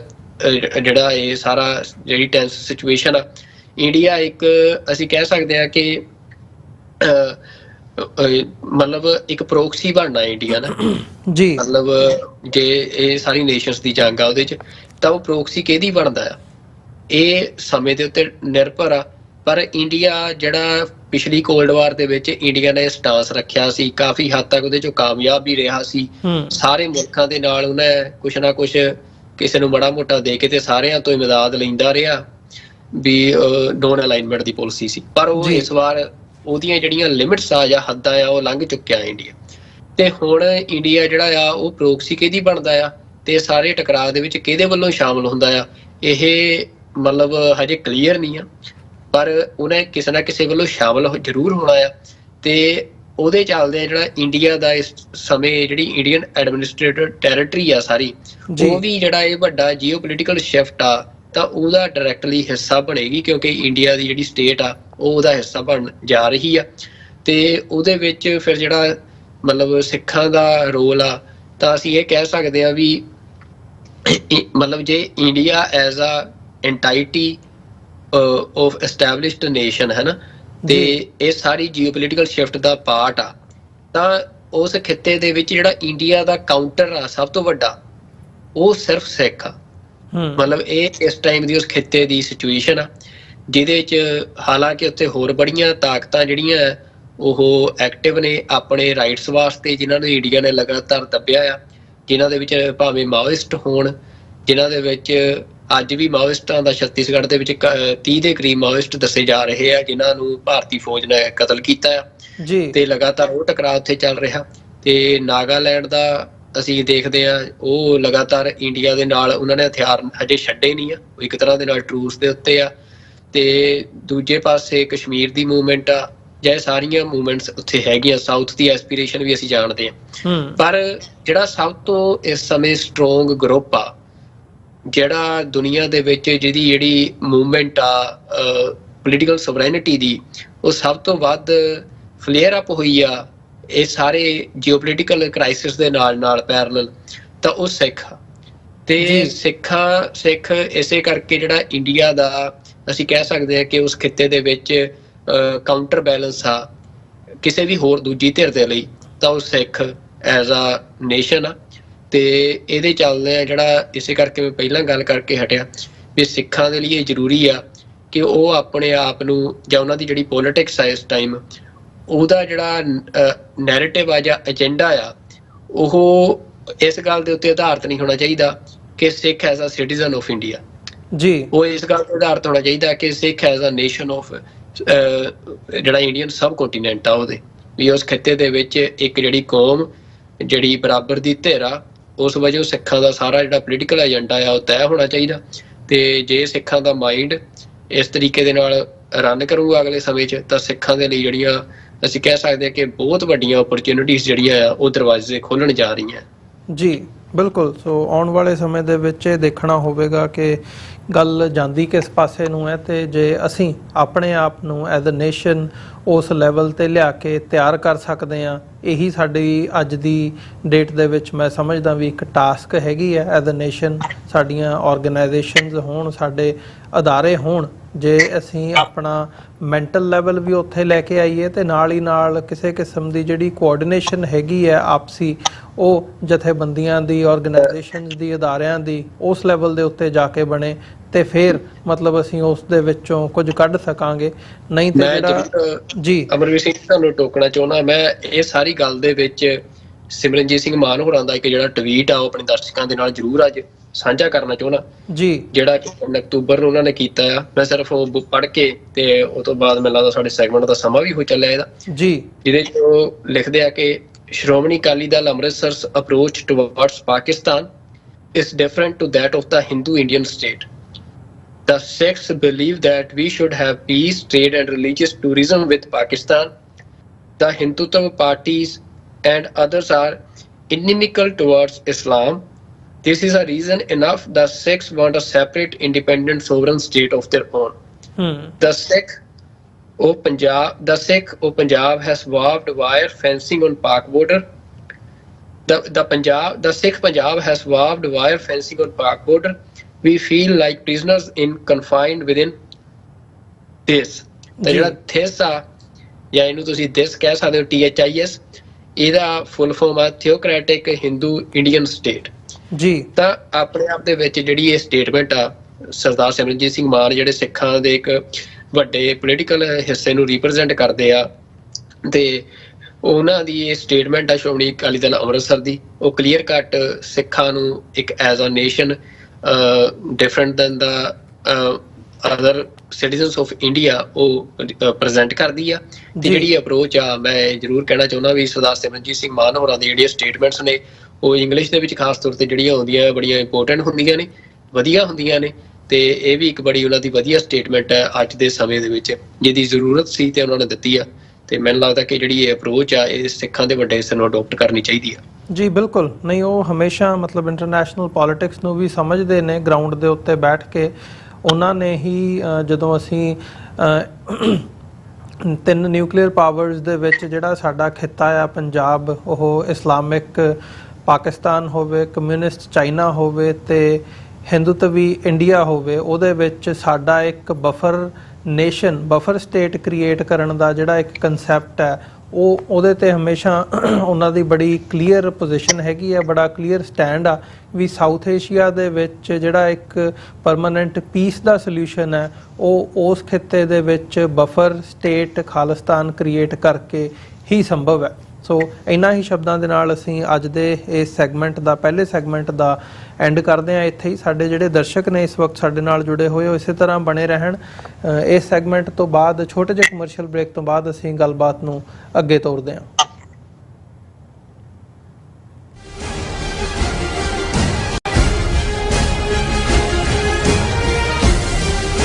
ਅਮਰੀਕਾ ਵਿੱਚ ਰਹਿ ਰਹੇ ਹੋ ਅਤੇ ਡਰਾਈਵਿੰਗ ਲਾਇਸੈਂਸ ਲੈਣਾ ਚਾਹੁੰਦੇ ਹੋ ਤੇ ਲੱਭ ਰਹੇ ਹੋ ਇੱਕ ਤਜਰਬੇਕਾਰ ਡਰਾਈਵਿੰਗ ਸਕੂਲ ਤਾਂ ਤੁਹਾਡੇ ਲਈ ਹੈ ਵੱਡੀ ਖੁਸ਼ਖਬਰੀ। ਕੈਲੀਫੋਰਨੀਆ ਦਾ ਸਟਾਕਟਨ ਟਰੱਕ ਡਰਾਈਵਿੰਗ ਸਕੂਲ ਤੁਹਾਨੂੰ ਦੇਵੇਗਾ ਡਰਾਈਵਿੰਗ ਸਿਖਲਾਈ ਅਤੇ ਡਰਾਈਵਿੰਗ ਦੌਰਾਨ ਪੇਸ਼ ਆਉਂਦੀਆਂ ਮੁਸ਼ਕਲਾਂ ਨਾਲ ਨਜਿੱਠਣ ਦੀ ਸਿਖਲਾਈ। 25 ਸਾਲ ਤੋਂ ਵੀ ਵੱਧ ਦੇ ਤਜਰਬੇ ਨਾਲ ਤੁਹਾਨੂੰ ਮਿਲੇਗੀ ਡਰਾਈਵਿੰਗ ਨਾਲ ਸੰਬੰਧਿਤ ਹਰ ਤਰ੍ਹਾਂ ਦੀ ਸਿਖਲਾਈ, ਉਹ ਵੀ ਵਾਜਿਬ ਕੀਮਤ ਵਿੱਚ। ਫਿਰ ਦੇਰ ਕਿਸ ਗੱਲ ਦੀ, ਅੱਜ ਹੀ ਸੰਪਰਕ ਕਰੋ 2097883308 ਜਾਂ ਫਿਰ 2093139919 ਨੰਬਰਾਂ ਤੇ ਅਤੇ ਪਾਓ ਆਪਣਾ ਡਰਾਈਵਿੰਗ ਲਾਇਸੈਂਸ। ਯੂਨਾਈਟਿਡ ਸਿੱਖ ਸੰਸਥਾ ਨੇ ਦੱਖਣੀ ਅਮਰੀਕਾ ਵਿੱਚ ਬੇਰਲ ਤੂਫਾਨ ਦੇ ਪੀੜਤਾਂ ਲਈ ਤੁਰੰਤ ਮਦਦ ਮੁਹਿੰਮ ਸ਼ੁਰੂ ਕੀਤੀ ਹੈ। ਇਸ ਭਿਆਨਕ ਤੂਫਾਨ ਨੇ ਸੈਂਟ ਵਿੰਸੈਂਟ ਅਤੇ ਗ੍ਰੇਨੇਡੀਨਸ, ਗ੍ਰੇਨੇਡਾ, ਡੋਮਿਨਿਕਾ ਤੇ ਬਾਰਬਾਡੋਸ ਨੂੰ ਬਹੁਤ ਨੁਕਸਾਨ ਪਹੁੰਚਾਇਆ ਹੈ। ਯੂਨਾਈਟਿਡ ਸਿੱਖ ਦੀਆਂ ਟੀਮਜ਼ ਲੋੜਵੰਦ ਲੋਕਾਂ ਲਈ ਜ਼ਰੂਰੀ ਸਮਾਨ ਅਤੇ ਖਾਣ-ਪੀਣ ਦੀਆਂ ਚੀਜ਼ਾਂ ਪਹੁੰਚਾ ਰਹੀਆਂ ਹਨ। ਤੁਹਾਡੇ ਸਹਿਯੋਗ ਦੀ ਲੋੜ ਹੈ। ਕਿਰਪਾ ਕਰਕੇ ਇਹ ਸਮਾਨ ਦਾਨ ਕਰੋ। ਖਾਣ-ਪੀਣ ਦੀਆਂ ਚੀਜ਼ਾਂ, ਤਿਰਪਾਲ, ਜਨਰੇਟਰ, ਕੱਪੜੇ, ਤੰਬੂ, ਟਾਇਲਟ ਪੇਪਰ, ਬਰਸਾਤੀ ਕੋਟ, ਸੈਨੇਟਰੀ ਪੈਡ, ਹਰੇਕ ਸਾਈਜ਼ ਦੇ ਡਾਈਪਰ ਆਦਿ। ਡੋਨੇਟ ਕਰਨ ਲਈ contact@united6.org ਤੇ ਸੰਪਰਕ ਕਰੋ। ਮਦਦ ਕਰਨ ਲਈ ਕਿਰਪਾ ਕਰਕੇ ਸਾਡੀ ਵੈਬਸਾਈਟ ਤੇ ਡੋਨੇਟ ਕਰੋ। ਕੀ ਤੁਸੀਂ ਰੋਜ਼ਾਨਾ ਕੰਮ ਤੇ ਆਪਣਾ ਵਧੇਰੇ ਸਮਾਂ ਬਿਤਾਉਣ ਤੋਂ ਪਰੇਸ਼ਾਨ ਹੋ? ਆਪਣੀ ਪੂੰਜੀ ਨੂੰ ਕੰਮ ਤੇ ਲਗਾਓ, ਸਾਡੇ ਨਾਲ ਇਨਵੈਸਟ ਕਰੋ। ਅਸੀਂ ਤੁਹਾਡੀ ਪੂੰਜੀ ਤੋਂ ਤੁਹਾਡੇ ਲਈ ਵਧੇਰੇ ਪੈਸੇ ਬਣਾ ਸਕਦੇ ਹਾਂ। ਅਸੀਂ ਪ੍ਰਾਈਵੇਟ ਇਕੁਇਟੀ ਇਨਵੈਸਟਮੈਂਟ ਫਰਮ ਹਾਂ ਤੇ ਕਮਰਸ਼ੀਅਲ ਰੀਅਲ ਐਸਟੇਟ ਵਿੱਚ ਮਾਹਿਰ ਹਾਂ। Property management, leasing, asset management, commercial real estate investment ਵਿੱਚ ਸਾਰੀਆਂ ਸੇਵਾਵਾਂ ਲਈ ਅਮਰੀਕਾ ਭਰ ਵਿੱਚੋਂ ਤੁਸੀਂ ਸਾਡੇ ਤੱਕ ਪਹੁੰਚ ਕਰ ਸਕਦੇ ਹੋ। ਆਜ਼ਾਦ ਕਮਰਸ਼ੀਅਲ ਰੀਅਲਟੀ ਸਰਵਿਸਿਜ਼ ਤੇ Azad family trust 701 Don Coast of Road, suite number 204, Houston, Texas. ਤੁਸੀਂ ਸਾਨੂੰ ਸਾਡੇ ਫੋਨ ਨੰਬਰ 7136861277 ਤੇ ਵੀ ਸੰਪਰਕ ਕਰ ਸਕਦੇ ਹੋ। Azad commercial realty services.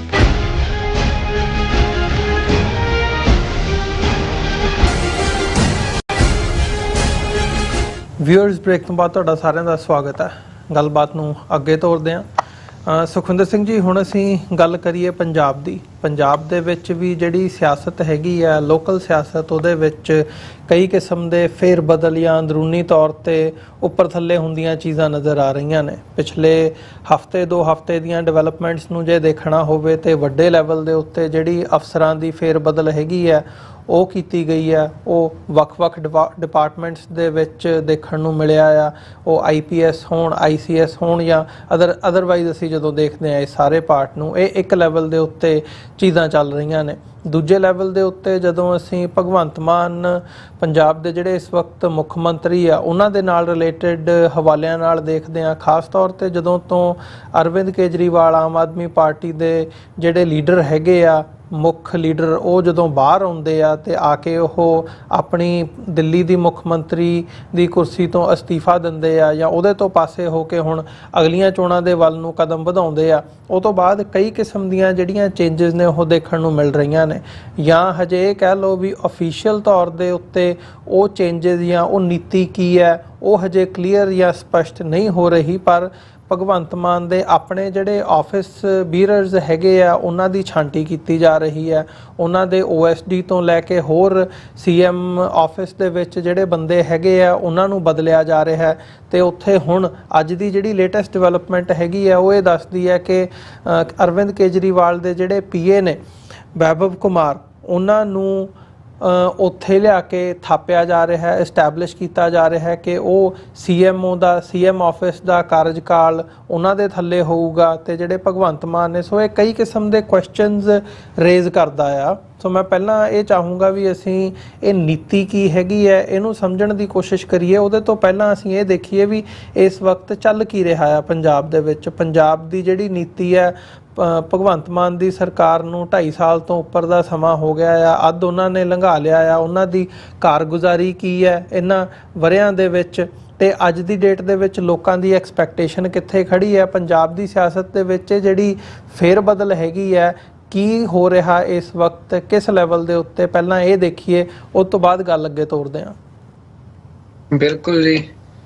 ਦੇਖੋ ਪਿਛਲੇ ਕੁਝ ਦਿਨਾਂ ਦੇ ਵਿੱਚ ਪੰਜਾਬ ਦੀ ਜਿਹੜੀ ਸਿਆਸਤ ਆ, ਖਾਸ ਤੌਰ ਤੇ CM ਹਾਊਸ ਆ, ਜਿਹੜਾ ਮੈਂ ਆਫਿਸ ਨਹੀਂ ਕਹੂੰਗਾ, CM ਹਾਊਸ ਕਹੂੰਗਾ ਜੀ, ਵੀ ਉਹਦੇ ਵਿੱਚ ਜਿਹੜੀਆਂ ਤਬਦੀਲੀਆਂ ਨੇ ਉਹ ਵੱਡੇ ਪੱਧਰ ਦੇ ਉੱਤੇ ਨਜ਼ਰ ਆ ਰਹੀਆਂ। ਹਾਊਸ ਮੈਂ ਇਸ ਕਰਕੇ ਕਹਿ ਰਿਹਾ ਵੀ ਜਿਹੜੇ ਬੰਦੇ ਭਗਵੰਤ ਮਾਨ ਦੇ ਬੇਹੱਦ ਕਰੀਬੀ ਸੀ ਜੀ, ਜਿਹੜੇ ਮਤਲਬ ਉਹ ਸਿਰਫ ਉਹਨਾਂ ਦੀ ਜਿਹੜੀ ਕਾਬਲੀਅਤ ਸੀ ਭਗਵੰਤ ਮਾਨ ਦੇ ਨਾਲ ਵੱਖ-ਵੱਖ ਡੈਜ਼ਿਗਨੇਸ਼ਨਸ ਦੇ ਉੱਤੇ ਆਉਣ ਦੀ, ਉਹਦਾ ਕਾਰਨ ਇਹ ਸੀ ਕਿ ਭਗਵੰਤ ਮਾਨ ਦੇ ਆਪਣੇ ਨਿੱਜੀ ਕਰੀਬੀ ਸੀ ਜੀ, ਉਹਨਾਂ ਬੰਦਿਆਂ ਨੂੰ ਜਿਹੜਾ ਆ ਅਹੁਦਿਆਂ ਤੋਂ ਫਾਰਗ ਕੀਤਾ ਗਿਆ। ਜਿਹੜੇ ਬਾਕੀ ਮੰਤਰੀਆਂ ਦਾ ਫੇਰਬਦਲ ਹੋਇਆ ਉਹ ਚਲੋ ਇੱਕ ਕੈਬਨਿਟ ਦੇ ਫੇਰਬਦਲ ਹੁੰਦੇ ਰਹਿੰਦੇ ਆ, ਪਰ ਉਹ ਕੈਬਨਿਟ ਦੇ ਫੇਰਬਦਲ ਦੇ ਨਾਲ ਜਿਹੜੀਆਂ ਇਹ ਦੋ ਉਹਦੇ ਚ ਵੱਡੀਆਂ ਜਿਹੜੀਆਂ ਤਬਦੀਲੀਆਂ ਨੇ, ਇੱਕ ਤਾਂ ਜਿਹੜੇ ਡਾਇਰੈਕਟਰ ਆਫ ਕਮਿਊਨੀਕੇਸ਼ਨਸ ਆ ਜੀ CM ਆਫਿਸ ਦੇ ਨਵਨੀਤ ਵਾਧਵਾ, ਉਹਨਾਂ ਨੂੰ ਤੋਂ ਰੈਜ਼ਿਗਨੇਸ਼ਨ ਲਿਆ ਗਿਆ। ਤਾਂ ਨਵਨੀਤ ਵਾਧਵਾ ਦਾ ਜਿਹੜਾ ਰੈਜ਼ਿਗਨੇਸ਼ਨ ਆ ਉਹ ਕਾਫੀ ਚਰਚਾ ਚ ਆਇਆ, ਕਿਉਂਕਿ ਜਿਹੜੇ ਮਤਲਬ ਵਾਧਵਾ ਆ ਉਹ ਭਗਵੰਤ ਮਾਨ ਦੇ ਜਿਹੜੇ ਇੱਕ ਖਾਸ ਨਿੱਜੀ ਕਹਿ ਸਕਦੇ ਆ ਕਿ ਬੰਦੇ ਸੀ ਉਸ ਘੇਰੇ ਦੇ। ਤੇ ਇਸ ਤੋਂ ਕੁਝ ਦਿਨ ਪਹਿਲਾਂ ਭਗਵੰਤ ਮਾਨ ਦੇ ਜਿਹੜੇ ਆਫਿਸਰ ਔਨ ਸਪੈਸ਼ਲ ਡਿਊਟੀ ਹੁੰਦੇ ਆ, OSD ਕਹਿੰਦੇ ਜਿਨ੍ਹਾਂ ਨੂੰ, ਉਹਨਾਂ ਦੇ ਵੀ ਜਿਹੜੇ ਓਂਕਾਰ ਸਿੰਘ ਆ, ਜਿਹੜੇ ਭਗਵੰਤ ਮਾਨ ਦੇ ਖਾਸ ਪਰਿਵਾਰਕ ਨਿੱਜੀ ਜਿਨ੍ਹਾਂ ਨੂੰ ਕਿਹਾ ਜਾਂਦਾ ਆ ਕਿ ਪਰਿਵਾਰਕ ਰਿਸ਼ਤਿਆਂ ਵਾਲੇ ਬੰਦੇ ਸੀ ਓਂਕਾਰ ਸਿੰਘ, ਤੇ ਉਹਨਾਂ ਨੂੰ ਜਿਹੜਾ ਆ ਉਹਨਾਂ ਦੀ ਡਿਊਟੀ ਤੋਂ ਫਾਰਗ ਕੀਤਾ ਗਿਆ ਸੀ, ਹਟਾਇਆ ਗਿਆ ਸੀ। ਤੇ ਕਿਉਂਕਿ ਜਿਹੜਾ ਓਂਕਾਰ ਸਿੰਘ ਆ ਉਹਦੇ ਬਾਰੇ ਇਹ ਸੀ ਵੀ ਓਂਕਾਰ ਸਿੰਘ ਲਗਭਗ ਜਿਵੇਂ ਭਗਵੰਤ ਮਾਨ ਦਾ ਜਿਹੜਾ ਸਾਰਾ ਘਰ ਚੱਲਦਾ ਵੀ CM ਹਾਊਸ ਆ,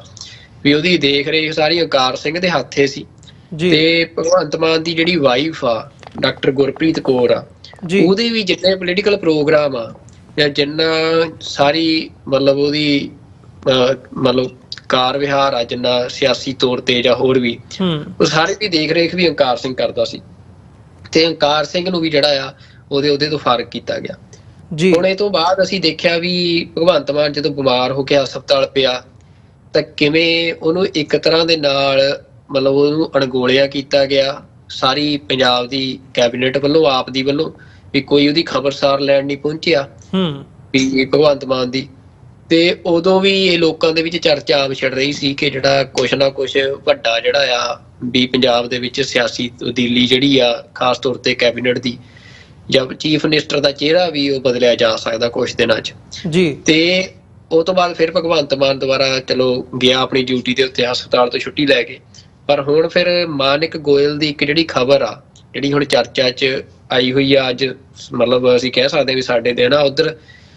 ਰਾਤ ਆ ਤਾਂ ਕੱਲ ਸ਼ਾਮ ਦੀ, ਜਿਹਦੇ 'ਚ ਕਿਹਾ ਜਾ ਰਿਹਾ ਕਿ ਜਿਹੜਾ ਵਿਭਵ ਕੁਮਾਰ ਆ PA ਅਰਵਿੰਦ ਕੇਜਰੀਵਾਲ ਦਾ ਜੀ, ਜਿਹਦੇ ਤੇ ਇਹ ਵੀ ਐਲੀਗੇਸ਼ਨ ਸੀ ਕਿ ਤੁਹਾਨੂੰ ਯਾਦ ਹੋਣਾ ਜਿਹੜੀ ਸਵਾਤੀ ਜੈ ਹਿੰਦ, ਜਿਹੜੀ ਸਵਾਤੀ ਮਾਲੇਵਾਲ ਆਈ ਥਿੰਕ ਉਹਦਾ ਨਾਮ, ਜਿਹਦੇ ਨਾਲ ਧੱਕਾ ਮੁੱਕੀ ਹੋਈ ਸੀ ਅਰਵਿੰਦ ਕੇਜਰੀਵਾਲ ਦੀ ਜਿਹੜੀ CM ਰੈਜ਼ੀਡੈਂਸ ਆ ਉਹਦੇ ਵਿੱਚ ਕੁਝ ਸਮਾਂ ਪਹਿਲਾਂ ਜੀ। ਤੇ ਉਸ ਮਾਮਲੇ ਦੇ ਵਿੱਚ ਜਿਹੜਾ ਬੰਦਾ ਜੇਲ੍ਹ ਗਿਆ ਸੀ ਉਹ ਇਹੀ ਸੀ ਵਿਭਵ ਕੁਮਾਰ, ਜਿਹਦੇ ਤੇ ਐਲੀਗੇਸ਼ਨ ਸੀ ਵੀ ਇਹਨਾਂ ਕੀਤੀ ਆ ਜੀ। ਤੇ ਉਹਨੂੰ ਕਹਿੰਦੇ ਆ ਕਿ chief advisor of Punjab CM ਜਿਹੜਾ ਆ ਉਹ ਲਾਇਆ ਜਾ ਰਿਹਾ। ਲਗਭਗ ਮਾਨਿਕ ਗੋਇਲ ਕਿਉਂਕਿ ਇੱਕ ਇਨਵੈਸਟੀਗੇਟਿਵ ਜਰਨਲਿਸਟ ਆ, ਇਹ ਕਾਫੀ ਜਿਹੜੀਆਂ ਅੰਦਰ ਦੀਆਂ ਖਬਰਾਂ ਆ ਇਹ ਲਗਾਤਾਰ ਕੱਢਦਾ ਰਹਿੰਦਾ ਆ ਤੇ ਕਾਫੀ ਕ੍ਰੈਡੀਬਲ ਇਨਫੋਰਮੇਸ਼ਨ ਹੁੰਦੀ ਆ ਜੀ। ਤਾਂ ਉਹਨਾਂ ਨੇ ਟਵੀਟ ਕੀਤਾ ਆ ਜਿਹਦੇ 'ਚ ਉਹਨਾਂ ਨੇ ਕਿਹਾ ਹੈ ਕਿ ਲਗਭਗ ਇਹ ਜਿਹੜੀ ਅਪਾਇੰਟਮੈਂਟ ਆ ਇਹ ਹੋ ਚੁੱਕੀ ਆ ਤੇ chief advisor to Punjab CM ਇਸ ਬੰਦੇ ਨੂੰ ਲਾਇਆ ਆ ਸਿੱਧਾ ਦਿੱਲੀ ਤੋਂ, ਇਹ ਅਰਵਿੰਦ ਕੇਜਰੀਵਾਲ ਦਾ ਖਾਸ ਆ। ਤੇ ਇਹਦੇ ਵਾਸਤੇ ਜਿਹੜੇ CM ਹਾਊਸ ਦੇ ਵਿੱਚ ਕਮਰੇ ਆ ਉਹ ਵੀ ਵਿਹਲੇ ਕਰਾ ਲਏ ਗਏ ਆ ਜੀ ਜਿਹੜੀ ਸੀਐਮ ਹਾਊਸ ਦੀ ਰੈਜ਼ੀਡੈਂਸ ਆ ਵੀ ਉਹਦੇ ਵਿੱਚ ਹੀ ਜਿਹੜਾ ਇਹਦੇ ਵਾਸਤੇ ਰਹਿਣ ਦਾ ਪ੍ਰਬੰਧ ਆ ਜਾਂ ਇਹਦੇ ਸਾਰੇ ਕੰਮ ਦਾ ਆ ਉੱਥੇ ਕੀਤਾ ਗਿਆ। ਤਾਂ ਇਹ ਇਸ਼ਾਰਾ ਆ ਵੀ ਜਿਹੜਾ ਲਗਭਗ ਵੀ ਪੰਜਾਬ ਨੂੰ ਜਿਹੜਾ ਨਵਾਂ ਸੀਐਮ ਆ ਉਹ ਵਿਭਵ ਕੁਮਾਰ ਦੇ ਰੂਪ ਦੇ ਵਿੱਚ ਉਹ ਅਰਵਿੰਦ ਕੇਜਰੀਵਾਲ ਦੇਣ ਜਾ ਰਿਹਾ ਆ। ਤੇ ਜਿਹੜਾ ਸੀਐਮ ਹਾਊਸ ਦੇ ਵਿੱਚ ਰਹਿੰਦੇ ਆ ਭਾਵੇਂ, ਕਿਉਂਕਿ ਭਗਵੰਤ ਮਾਨ ਚਿਹਰੇ ਮੋਹਰੇ ਦੇ ਰੂਪ ਦੇ ਵਿੱਚ ਜ਼ਰੂਰ ਉੱਥੇ ਬੈਠਾ ਰਹੇ, ਪਰ ਜਿਹੜੀ ਸਾਰੀ ਅੱਗੇ ਕਾਰਵਾਈ ਆ, ਫੈਸਲੇ ਆ, ਉਹ ਵਿਭਵ ਕੁਮਾਰ ਜਿਹੜਾ ਆ ਉਹ ਕਰੂੰਗਾ। ਇਹ ਤੋਂ ਪਹਿਲਾਂ ਰਾਘਵ ਚੱਡਾ ਦੇ ਉੱਤੇ ਵੀ ਜਿਹੜੇ ਇਹ ਇਲਜ਼ਾਮ ਆ ਜਾਂ ਉਹਦੇ ਬਾਰੇ ਜਿਹੜੀਆਂ ਇਹ ਗੱਲਾਂ ਆਮ ਚੱਲਦੀਆਂ ਰਹੀਆਂ ਕਿ ਇਨੀਸ਼ੀਅਲੀ ਮਤਲਬ ਰਾਜ ਸਭਾ ਦਾ ਮੈਂਬਰ ਬਣਨ ਤੋਂ ਪਹਿਲਾਂ ਉਹ ਕਿਵੇਂ ਪੰਜਾਬ ਨੂੰ ਰਨ ਕਰਦਾ ਸੀ ਇੱਕ ਚੀਫ ਮਿਨਿਸਟਰ ਦੀਆਂ ਪਾਵਰਾਂ ਰੱਖ ਕੇ, ਤੇ ਹੁਣ ਉਹੀ ਜਿਹੜਾ ਵਿਭਵ ਕੁਮਾਰ ਆ ਉਹਨੂੰ ਭੇਜਿਆ ਜਾ ਰਿਹਾ। ਤਾਂ ਆਪ ਦੇ ਉੱਤੇ ਜਿਹੜੀ ਅਮਰਵੀਰ ਸਿੰਘ ਜੀ ਇਹ ਐਲੀਗੇਸ਼ਨ ਪਹਿਲਾਂ ਤੋਂ ਲੱਗਦੀ ਆ ਰਹੀ ਆ, ਜਾਂ ਜਿਹੜੀ ਗੱਲ ਸੁਖਪਾਲ ਸਿੰਘ ਖਹਿਰਾ ਆਮ ਇਹ ਗੱਲ ਕਹਿੰਦੇ ਰਹੇ ਆ ਕਿ ਉਹਨਾਂ ਦਾ ਆਪ ਤੋਂ ਬਾਹਰ ਆਉਣ ਦਾ ਕਾਰਨ ਕੀ ਸੀ, ਵੀ ਜਿਹੜਾ ਅਰਵਿੰਦ ਕੇਜਰੀਵਾਲ ਆ ਉਹ ਪੰਜਾਬ ਨੂੰ ਦਿੱਲੀ ਤੋਂ ਚਲਾਉਣਾ ਚਾਹੁੰਦਾ ਆ। ਤੇ ਉਹ ਦਿੱਲੀ ਬੈਠ ਕੇ ਤੇ ਇੱਕ ਡਮੀ ਜਿਹੜਾ ਚੀਫ ਮਿਨਿਸਟਰ ਆ ਪੰਜਾਬ ਦਾ ਚਾਹੁੰਦਾ ਆ, ਜਿਹੜਾ ਭਗਵੰਤ ਮਾਨ ਦੇ ਰੂਪ ਦੇ ਵਿੱਚ ਉਹਨਾਂ ਨੂੰ ਮਿਲਿਆ। ਤੇ ਇਹਦੇ ਤੇ ਹੁਣ ਜਿਹੜਾ ਵਿਭਵ ਕੁਮਾਰ ਦੀ ਨਵੀਂ ਅਪੁਆਇੰਟਮੈਂਟ ਆ ਉਹ ਹੋਰ ਮੋਹਰ ਲਾ ਰਹੀ ਹੈ ਇਸ ਗੱਲ ਦੇ ਉੱਤੇ। ਤੇ ਮਤਲਬ ਜਿਹੜਾ ਮਾਨਿਕ ਗੋਇਲ ਆਪਣੇ ਟਵੀਟ ਦੇ ਵਿੱਚ ਲਿਖਦਾ ਆ ਕਿ ਭਗਵੰਤ ਮਾਨ ਜਿਹੜਾ ਆ ਵੀ ਉਹ ਜੇ ਪੰਜਾਬ ਬਾਰੇ ਮਾੜਾ ਮੋਟਾ ਵੀ ਉਹਨੂੰ ਕੋਈ ਪੰਜਾਬ ਦਾ ਫਿਕਰ ਆ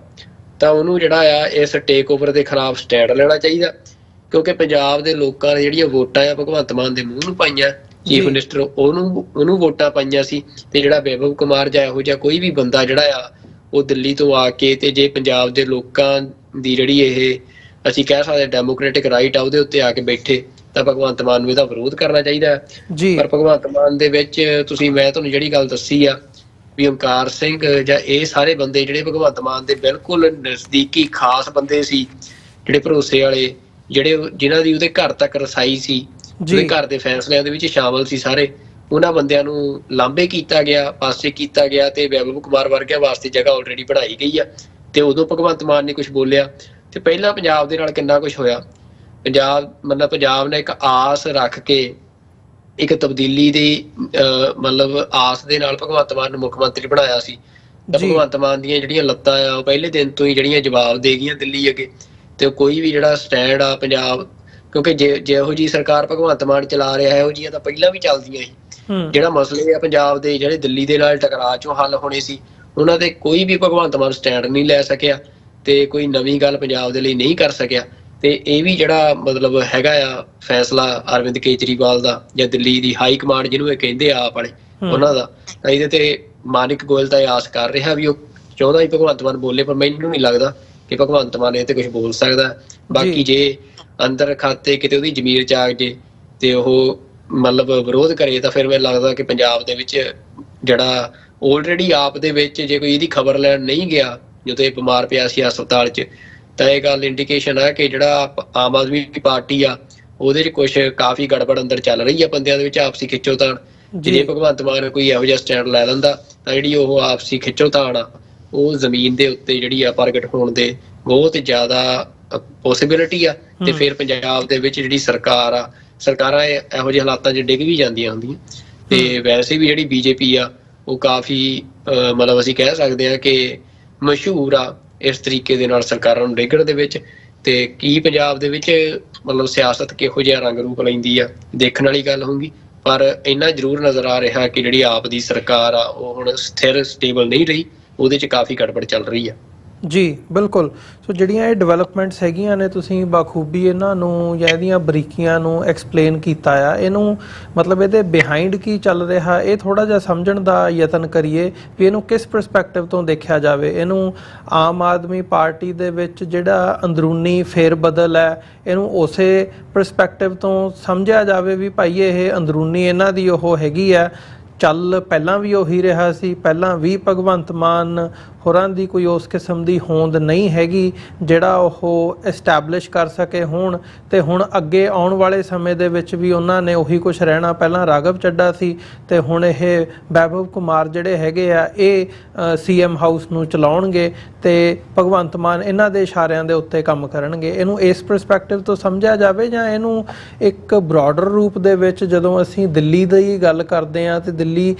ਇੱਕ ਪਾਰਟੀ ਦੇ ਤੌਰ ਦੇ ਉੱਤੇ ਨਹੀਂ, ਅਸੀਂ ਸਟੇਟ ਦੇ ਤੌਰ ਤੇ ਦੇਖਦੇ ਹਾਂ। ਸਟੇਟ ਦਾ ਜਿਹੜਾ ਗਲਬਾ ਹੈ ਪੰਜਾਬ ਦੇ ਉੱਤੇ, ਪੰਜਾਬ ਦੇ ਸੀਐਮ ਹਾਊਸ ਜਾਂ ਸੀਐਮ ਆਫਿਸ ਦੀ ਗੱਲ ਕਰਨੀ ਹੋਵੇ ਜਾਂ ਬਾਕੀ ਸਾਰੇ ਮਹਿਕਮਿਆਂ ਦੇ ਵਿੱਚ ਜਿਹੜੀਆਂ ਬਾਕੀ ਏਜੰਸੀਆਂ ਦਾ ਅਸੀਂ ਜ਼ਿਕਰ ਕਰਦੇ ਹਾਂ, ਜਿਵੇਂ NIA ਦੇ ਛਾਪੇ ਵੱਜਦੇ ਨੇ, ਜਿਵੇਂ ਭਗਵੰਤ ਮਾਨ ਹੋਰੀ ਅਮਿਤ ਸ਼ਾਹ ਹੋਰਾਂ ਦੇ ਨਾਲ ਘਿਓ ਖਿਚੜੀ ਹੋ ਕੇ ਇਸ ਸਾਰੇ ਮਾਮਲੇ ਦੇ ਵਿੱਚ ਜਦੋਂ ਅਸੀਂ ਸਿੱਖ ਇਸ਼ੂਜ਼ ਦੀ ਗੱਲ ਕਰਦੇ ਹਾਂ, ਹੁਣ ਅੰਮ੍ਰਿਤਪਾਲ ਸਿੰਘ ਹੋਰਾਂ ਦੀ ਜਿਹੜੀ ਦੂਜੇ ਸਾਲ ਦੀ ਉਹਨਾਂ ਨੇ ਵਧਾਈ ਹੈ NSA, ਉਹ ਮਾਮਲਾ ਹੋਵੇ ਜਾਂ ਅਦਰਵਾਈਜ਼ ਅਸੀਂ ਇਸ ਪਰਸਪੈਕਟਿਵ ਤੋਂ ਦੇਖਦੇ ਹਾਂ ਵੀ ਸਟੇਟ ਵੱਲੋਂ ਪੰਜਾਬ ਨੂੰ ਕਿਵੇਂ ਰਨ ਕੀਤਾ ਜਾ ਰਿਹਾ ਹੈ ਕਿ ਉਹਦੇ ਵਿੱਚ ਇਹਨੂੰ ਕੋਈ ਥੋੜ੍ਹੀ ਬਹੁਤ ਤਬਦੀਲੀ ਸਮਝਿਆ ਜਾ ਸਕਦਾ। ਦੋਵੇਂ ਪਰਸਪੈਕਟਿਵਸ 'ਚੋਂ ਕਿਵੇਂ ਇਹਨੂੰ ਦੇਖਿਆ ਜਾਵੇ? ਦੇਖੋ, ਜਦੋਂ ਰਵੀਰ ਸਿੰਘ ਜੀ ਅਸੀਂ ਇਹ ਗੱਲ ਕਹਿੰਦੇ ਆ ਕਿ ਪੰਜਾਬ ਨੂੰ ਦਿੱਲੀ ਤੋਂ ਚਲਾਉਣ ਦੀ ਗੱਲ ਜਦੋਂ ਆਉਂਦੀ ਆ ਤਾਂ ਉਹਦਾ ਮਤਲਬ ਕੀ ਆ? ਉਹਦਾ ਮਤਲਬ ਇਹ ਆ ਕਿ ਦਿੱਲੀ ਮਤਲਬ ਜਿਹੜਾ ਦਿੱਲੀ ਇੰਡੀਅਨ ਡੀਪ ਸਟੇਟ ਆ, ਜਿਹੜੀ ਇੰਡੀਅਨ ਸਟੇਟ ਆ, ਉਹਦਾ ਇੱਕ ਹਿੱਸਾ ਆ, ਉਹਦਾ ਇੰਪੋਰਟੈਂਟ ਹਿੱਸਾ ਆ ਜਿਹੜੀਆਂ ਇੰਡੀਅਨ ਨੈਸ਼ਨਲਿਸਟ ਪਾਰਟੀਆਂ ਜੀ। ਇੰਡੀਅਨ ਨੈਸ਼ਨਲਿਸਟ ਪਾਰਟੀਆਂ ਜਿਹੜੀਆਂ ਆ ਉਹ ਇੰਡੀਅਨ ਨੇਸ਼ਨ ਦਾ ਜਿਹੜਾ ਕਨਸੈਪਟ ਆ ਉਹਨੂੰ ਸਟਰੋਂਗ ਕਰਦੀਆਂ ਤੇ ਜਿਹੜੀਆਂ ਰੀਜਨਲ ਐਸਪੀਰੇਸ਼ਨਸ ਆ ਉਹਨਾਂ ਨੂੰ ਸਨੱਬ ਕਰਦੀਆਂ। ਤੇ ਉਹਦੇ ਵਿੱਚ ਜਿਹੜੀਆਂ ਨੈਸ਼ਨਲਿਸਟ ਪਾਰਟੀਆਂ ਨੇ, ਇੰਡੀਅਨ ਨੈਸ਼ਨਲਿਸਟ ਪਾਰਟੀਆਂ ਜਿਵੇਂ ਆਮ ਆਦਮੀ ਪਾਰਟੀ ਹੋ ਗਈ, BJP ਹੋ ਗਈ, ਕਾਂਗਰਸ ਹੋ ਗਈ, ਇਹ ਸਾਰੀਆਂ ਪਾਰਟੀਆਂ ਮਤਲਬ ਇਹਨਾਂ ਨੇ ਸਾਰੇ ਭਾਰਤ ਦੇ ਵਿੱਚ ਵੋਟਾਂ ਲੈਣੀਆਂ ਹੁੰਦੀਆਂ ਤੇ ਉਹ ਵੋਟਾਂ ਲੈਣ ਦੇ ਵਾਸਤੇ ਲੋਕਾਂ ਨੂੰ ਇਹ ਨੈਸ਼ਨਲਿਜ਼ਮ ਦੇ ਉੱਤੇ ਲਾਮਬੰਦੀ ਕਰਦੀਆਂ। ਤੇ ਜਿਹੜੀ ਕੋਈ ਗੱਲ ਨੈਸ਼ਨਲਿਜ਼ਮ ਦੇ ਐਂਟੀ ਜਾਂਦੀ ਹੋਵੇ, ਇੰਡੀਅਨ ਨੈਸ਼ਨਲਿਜ਼ਮ ਦੇ ਐਂਟੀ ਜਾਂਦੀ ਹੋਵੇ, ਉੱਥੇ ਇਹ ਹਮੇਸ਼ਾ ਜਿਹੜੀਆਂ ਰੀਜਨਲ ਐਸਪੀਰੇਸ਼ਨਸ ਆ ਉਹਨਾਂ ਦਾ ਵਿਰੋਧ ਕਰਦੀਆਂ। ਵੀ ਇਹ ਜਿਹੜੀ ਪੋਲਿਸੀ ਆ ਜਾਂ ਇਸ ਲਾਈਨ ਦੇ ਉੱਤੇ ਜਦੋਂ ਕੰਮ ਕਰਦੀਆਂ ਪਾਰਟੀਆਂ ਜਿਹੜੀਆਂ ਆ ਉਹ ਪੰਜਾਬ ਦੇ ਵਿੱਚ ਰੂਲ ਕਰਨਗੀਆਂ ਜਾਂ ਪੰਜਾਬ ਦੇ ਵਿੱਚ ਰੂਲ ਕਰਨ ਵਾਲਾ ਜਿਹੜਾ ਕੋਈ ਬੰਦਾ ਆ ਜਾਂ ਕੋਈ ਪਾਰਟੀ ਆ ਉਹਨਾਂ ਨੈਸ਼ਨਲਿਸਟ ਪਾਰਟੀਆਂ ਦੇ ਪ੍ਰਭਾਵ ਹੇਠ ਵਿਚਰੂਗਾ ਤਾਂ ਅਸੀਂ ਮਤਲਬ ਉਹਨੂੰ ਇਹ ਗੱਲ ਕਹਿੰਦੇ ਆ ਵੀ ਫਿਰ ਉਹ ਪ੍ਰਭਾਵ ਹੇਠ ਵਿਚਰਨ ਦਾ ਇਹ ਹੁੰਦਾ ਵੀ ਉਹ ਜਦੋਂ ਫੈਸਲੇ ਕਰਦਾ ਪੰਜਾਬ 'ਚ ਬੈਠ ਕੇ ਤਾਂ ਉਹ ਫੈਸਲੇ ਉਹਨਾਂ ਦਿੱਲੀ ਤੋਂ ਚੱਲਣ ਵਾਲੀਆਂ ਪਾਰਟੀਆਂ ਦੇ ਪ੍ਰਭਾਵ ਹੇਠ ਕਰਦਾ। ਤੇ ਹੁਣ ਪੰਜਾਬ ਦੇ ਜਿਹੜੇ ਮਸਲੇ ਆ ਉਹਨਾਂ ਦਾ ਸੋਲੂਸ਼ਨ ਹੀ ਕਿੱਥੇ ਪਿਆ? ਪੰਜਾਬ ਦੀ ਲੜਾਈ ਤਾਂ ਇਹ ਆ ਵੀ ਪੰਜਾਬ ਜਿਹੜਾ ਆ ਉਹਨੂੰ ਇੰਡੀਅਨ ਸਟੇਟ ਨੇ ਐਜ਼ ਅ ਕੋਲੋਨੀ ਟਰੀਟ ਕੀਤਾ, ਉਹਦੇ ਰਿਸੋਰਸਿਸ ਨੂੰ ਐਜ਼ ਅ ਕੋਲੋਨੀ ਵਰਤਿਆ ਆ। ਤੇ ਜਿਵੇਂ ਅਸੀਂ ਕੱਲ ਗੱਲ ਕੀਤੀ ਸੀ ਵੀ ਪੰਜਾਬ ਦੋ ਤਰੀਕੇ ਦੇ ਨਾਲ ਸਿਰਫ ਪੰਜਾਬ ਬਾਰੇ ਨੀਤੀ ਬਣਾਈ ਜਾਂਦੀ ਆ। ਇੱਕ ਤਰੀਕਾ ਇਹ ਕਿ ਪੰਜਾਬ ਦੇ ਰਿਸੋਰਸਿਸ ਨੂੰ ਜਿੰਨਾ ਲੁੱਟ ਸਕਦੇ ਹੋ ਲੁੱਟੋ,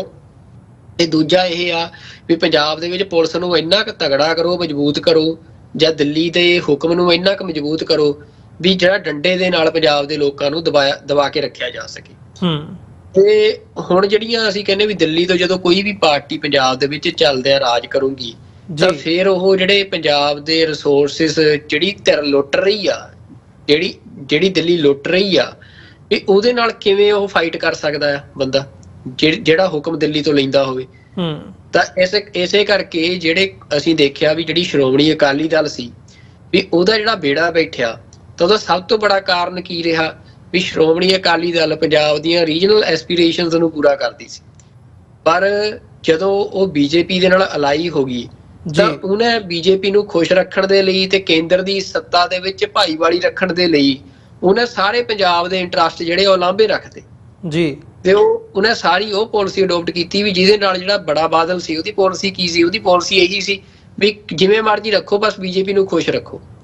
BJP ਨੂੰ ਖੁਸ਼ ਰੱਖਾਂਗੇ ਤਾਂ ਉਹਨਾਂ ਦੇ ਨਾਲ ਉਹ ਸੈਂਟਰ ਦੇ ਵਿੱਚ ਮਲਾਈ ਖਾਈ ਜਾਣਗੇ ਤੇ ਅਸੀਂ ਪੰਜਾਬ ਦੇ ਵਿੱਚ ਜਿਹੜੀ ਆ ਸੱਤਾ ਹਟਾਈ ਜਾਵਾਂਗੇ ਵੀ ਜਿਹਦੇ ਨਾਲ ਮੇਰਾ ਟੱਬਰ ਪਲਦਾ ਰਹੂ। ਤਾਂ ਉਹਨੇ ਆਪਣੇ ਟੱਬਰ ਤੱਕ ਦੀ ਅਪਰੋਚ ਰੱਖੀ ਉਹਨੂੰ ਪਾਲਣ ਦੀ, ਤੇ ਨਾਲ ਉਹਨੇ ਦਿੱਲੀ ਦੇ ਵਿੱਚ BJP ਨੂੰ ਜਿਹੜੀ ਨੈਸ਼ਨਲਿਸਟ ਪਾਰਟੀ ਆ ਉਹਨੂੰ ਖੁਸ਼ ਰੱਖਣ ਦੀ ਅਪਰੋਚ ਰੱਖੀ, ਜਿਹਦੇ ਨਾਲ ਜਿਹੜੇ ਸ਼੍ਰੋਮਣੀ ਅਕਾਲੀ ਦਲ ਦਾ ਕੋਰ ਏਜੰਡਾ ਸੀ ਪੰਥਕ ਇੰਟਰਸਟ ਦਾ, ਪੰਜਾਬ ਸੈਂਟਰਿਕ ਇੰਟਰਸਟ ਦਾ, ਉਹ ਸਾਰਾ ਜਿਹੜਾ ਆ ਮਨਫੀ ਹੋ ਗਿਆ। ਤੇ ਜਿਹਦੇ ਚੱਲਦੇ ਆ ਜਿਹੜੀ ਮਤਲਬ ਜਿਸ ਗੱਲ ਦੇ ਆਧਾਰ ਤੇ ਤੁਹਾਡੀ ਪਾਰਟੀ ਖੜੀ ਹੋਵੇ, ਮਤਲਬ ਜੇ ਤੁਸੀਂ ਉਹਨੂੰ ਛੱਡ ਜਾਂਦੇ ਹੋ ਫਿਰ ਲੋਕਾਂ ਨੇ ਤੁਹਾਡੇ ਤੋਂ ਅੰਬ ਲੈਣੇ ਆ। ਤਾਂ ਇਸੇ ਕਰਕੇ ਜਿਹੜਾ ਸਿੱਖਾਂ ਨੇ ਆ ਅੱਜ ਉਹਨੂੰ ਮਤਲਬ ਜਦੋਂ ਸਿੱਖਾਂ ਦੀ ਐਸਪੀਰੇਸ਼ਨ ਇਹਨੂੰ ਨਹੀਂ ਪੂਰਾ ਕਰ ਰਹੇ ਆ ਜਿਹੜੇ ਆਪਣੇ ਆਪ ਨੂੰ ਅਕਾਲੀ ਕਹਾਉਂਦੇ ਸੀ, ਤਾਂ ਫਿਰ ਸਿੱਖਾਂ ਨੇ ਉਹਨਾਂ ਨੂੰ ਆਪਣੇ ਮਨਾਂ ਚੋਂ ਲਾਤਾ। ਤਾਂ ਇਸ ਕਰਕੇ ਅੱਜ ਜਿਹੜੀ ਸਿੱਖ ਪੋਲੀਟੀਕਲ ਸਪੇਸ ਆ ਉਹ ਪੂਰੀ ਤਰ੍ਹਾਂ ਵੈਕਿਊਮ ਦੇ ਵਿੱਚ ਨਜ਼ਰ ਆ ਰਹੀ ਆ, ਖਲਾਅ 'ਚ ਨਜ਼ਰ ਆ ਰਹੀ ਆ। ਪਰ ਇੰਡੀਅਨ ਗਵਰਨਮੈਂਟ ਇਹ ਟਰਾਈ ਕਰ ਰਹੀ ਆ ਵੀ ਸਿੱਖਾਂ ਨੂੰ ਆਮ ਆਦਮੀ ਪਾਰਟੀ ਦੇ ਰੂਪ ਦੇ ਵਿੱਚ ਜਿਹੜਾ ਬਦਲ ਆ ਉਹ ਦੇ ਕੇ ਤੇ ਜਿਹੜੀ ਸਿੱਖ ਪੋਲੀਟੀਕਲ ਸਪੇਸ ਆ ਉਹਦੇ ਚੋਂ ਪੰਥਕ ਏਜੰਡੇ ਜਿਹੜੇ ਪੰਜਾਬ ਦੇ ਰੀਜਨਲ ਏਜੰਡੇ ਆ ਉਹ ਲਾਂਭੇ ਕਰਕੇ ਵੀ ਆ ਫ੍ਰੀ ਬਿਜਲੀ ਦੀ ਗੱਲ ਕਰਨੀ ਹੋਵੇ, ਆਟੇ ਦਾਲ ਦੀ ਗੱਲ ਕਰਨੀ ਹੋਵੇ, ਸੜਕਾਂ ਬਣਾਉਣ ਦੀ ਗੱਲ ਕਰਨੀ ਹੋਵੇ, ਇਹੋ ਜਿਹੀਆਂ ਗੱਲਾਂ ਕਰਨ ਵਾਲੀ ਜਿਹੜੀ ਆਮ ਆਦਮੀ ਪਾਰਟੀ ਆ ਵੀ ਉਹਨੂੰ ਉਹਦਾ ਬਦਲ ਬਣਾਇਆ ਜਾਵੇ ਜੀ। ਪਰ ਉਹ ਕਾਫੀ ਹੱਦ ਤੱਕ ਫੇਲ ਰਹੀ ਆ ਇੰਡੀਅਨ ਗਵਰਨਮੈਂਟ। ਪਿਛਲੇ ਦਿਨਾਂ 'ਚ ਅਸੀਂ ਦੇਖਿਆ ਜਿਵੇਂ ਦੇ ਰਿਜ਼ਲਟ ਇਲੈਕਸ਼ਨਾਂ 'ਚ ਆਏ ਆ ਵੀ ਜਿਹੜੀ ਉਹ ਐਸਪੀਰੇਸ਼ਨ ਆ ਸਿੱਖਾਂ ਦੀ ਉੱਥੇ ਕਾਇਮ ਆ, ਤਾਂ ਉਹਦੇ ਲਈ ਹੁਣ ਅੱਗੇ ਇੰਡੀਅਨ ਗਵਰਨਮੈਂਟ ਕਿਹੋ ਜਿਹੀ ਪਾਲਿਸੀ ਲੈ ਕੇ ਆ ਰਹੀ ਆ ਉਹਦੇ ਤੇ ਕਈ ਤਰ੍ਹਾਂ ਦੀਆਂ ਗੱਲਾਂ ਪੰਥ 'ਚ ਹੋ ਰਹੀਆਂ ਆ ਜੀ ਵੀ ਇੰਡੀਅਨ ਜਿਹੜੀ ਸਟੇਟ ਆ ਉਹ ਨਵਾਂ ਕੋਈ ਸਟਰਕਚਰ ਸਿੱਖਾਂ ਦਾ ਪੋਲੀਟੀਕਲ ਸਟਰਕਚਰ ਜਿਹੜਾ ਉਹਦੇ ਮੁਤਾਬਕ ਚੱਲਣ ਦੀ ਸੰਭਾਵਨਾ ਰੱਖਦਾ ਹੋਵੇ ਉਹ ਐਸਟੈਬਲਿਸ਼ ਕਰ ਸਕਦੀ ਆ। ਪਰ ਮਸਲਾ ਉਹੀ ਅਮਰਵੀਰ ਸਿੰਘ ਜੀ ਜਿਹੜੀ ਅਸੀਂ ਹੁਣ ਪਹਿਲਾਂ ਗੱਲ ਕਰਕੇ ਹਟੇ ਆ ਜਾਂ ਬਾਰ-ਬਾਰ ਜਿਹੜੀ ਗੱਲ ਤੇ ਅਸੀਂ ਜ਼ੋਰ ਦੇ ਰਹੇ ਹਾਂ ਵੀ ਸਿੱਖਾਂ ਦੇ ਲਈ ਇਹ ਗੱਲ ਜ਼ਰੂਰੀ ਆ ਵੀ ਉਹਨਾਂ ਦਾ ਜਿਹੜਾ ਹੁਣ ਅਗਲਾ ਸਾਰਾ ਪੋਲੀਟੀਕਲ ਫਰੇਮਵਰਕ ਆ ਜਿਹੜਾ ਸਿੱਖਾਂ ਦਾ ਉਹ ਇਸ ਗੱਲ ਦੇ ਉੱਤੇ ਆਧਾਰਿਤ ਹੋਣਾ ਚਾਹੀਦਾ ਵੀ ਸਿੱਖ ਭਾਰਤ ਦੇ ਵਿੱਚ ਕੋਈ ਮਾਈਨੋਰਿਟੀ ਪਰਜਾ ਨਹੀਂ ਆ ਇਹਨਾਂ ਦੀ, ਵੀ ਸਿੱਖ ਇੱਕ ਸੈਪਰੇਟ ਨੇਸ਼ਨ ਆ, ਇੱਕ ਵੱਖਰੀ ਕੌਮ ਆ ਤੇ ਇੱਕ ਵੱਖਰੀ ਕੌਮ ਦੇ ਵਾਂਗ ਹੀ ਸਿੱਖ ਜਿਹੜੇ ਆਪਣਾ ਪੋਲੀਟੀਕਲ ਨੈਰੇਟਿਵ ਜਿਹੜਾ ਆ ਉਸ ਖਿੱਤੇ 'ਚ ਐਸਟੈਬਲਿਸ਼ ਕਰਨ ਤੇ ਉਵੇਂ ਹੀ ਸਿਆਸੀ ਤੌਰ ਤੇ ਵਿਚਰਨ। ਜੀ ਬਿਲਕੁਲ। ਸੋ ਇਹਨਾਂ ਹੀ ਸ਼ਬਦਾਂ ਦੇ ਨਾਲ ਸਾਡੇ ਦਰਸ਼ਕਾਂ ਕੋਲੋਂ ਇੱਕ ਛੋਟੇ ਜਿਹੇ ਕਮਰਸ਼ੀਅਲ ਬ੍ਰੇਕ ਦੇ ਲਈ ਇੱਥੇ ਰੁਕਾਂਗੇ। ਵਿਊਅਰਸ ਇਸੇ ਤਰ੍ਹਾਂ ਬਣੇ ਰਹੋ, ਬ੍ਰੇਕ ਤੋਂ ਬਾਅਦ ਗੱਲਬਾਤ ਅੱਗੇ ਤੋਰਦੇ ਹਾਂ।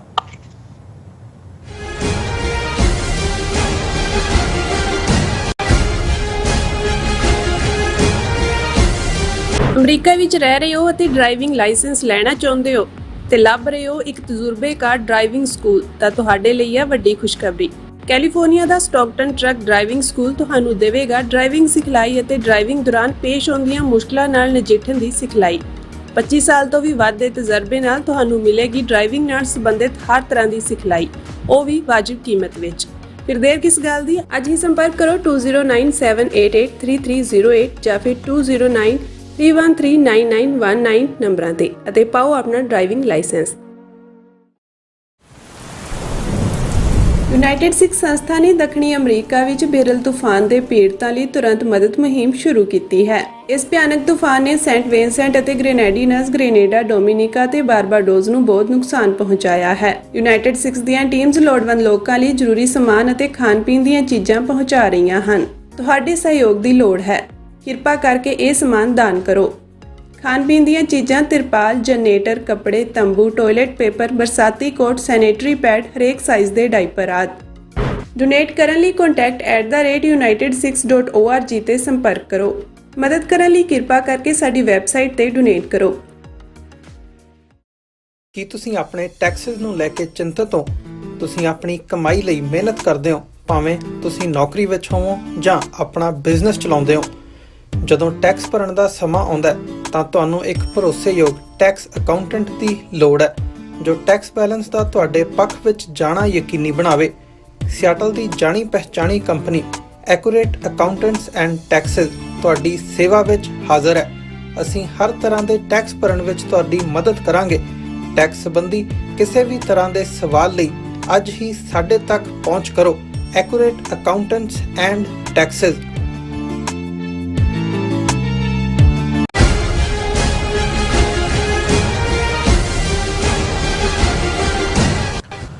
ਵਿਊਅਰਸ, ਬ੍ਰੇਕ ਤੋਂ ਬਾਅਦ ਤੁਹਾਡਾ ਸਾਰਿਆਂ ਦਾ ਸਵਾਗਤ ਹੈ। ਗੱਲਬਾਤ ਨੂੰ ਅੱਗੇ ਤੋਰਦੇ ਹਾਂ। ਸੁਖਵਿੰਦਰ ਸਿੰਘ ਜੀ, ਹੁਣ ਅਸੀਂ ਗੱਲ ਕਰੀਏ, ਜਿਵੇਂ ਬੀਤੀ ਕੱਲ੍ਹ ਵੀ ਅਸੀਂ ਸੈਗਮੈਂਟ ਕੀਤਾ ਸੀ ਵੀ ਨਾਰਥ ਅਮਰੀਕਾ ਦੇ ਵਿੱਚ, ਖਾਸ ਤੌਰ 'ਤੇ ਅਮਰੀਕਾ ਦੇ ਵਿੱਚ ਕਿਸ ਕਿਸਮ ਦਾ ਪ੍ਰੋਪੇਗੈਂਡਾ ਫੈਲਾਇਆ ਜਾ ਰਿਹਾ ਆ। ਜਿਹੜੀ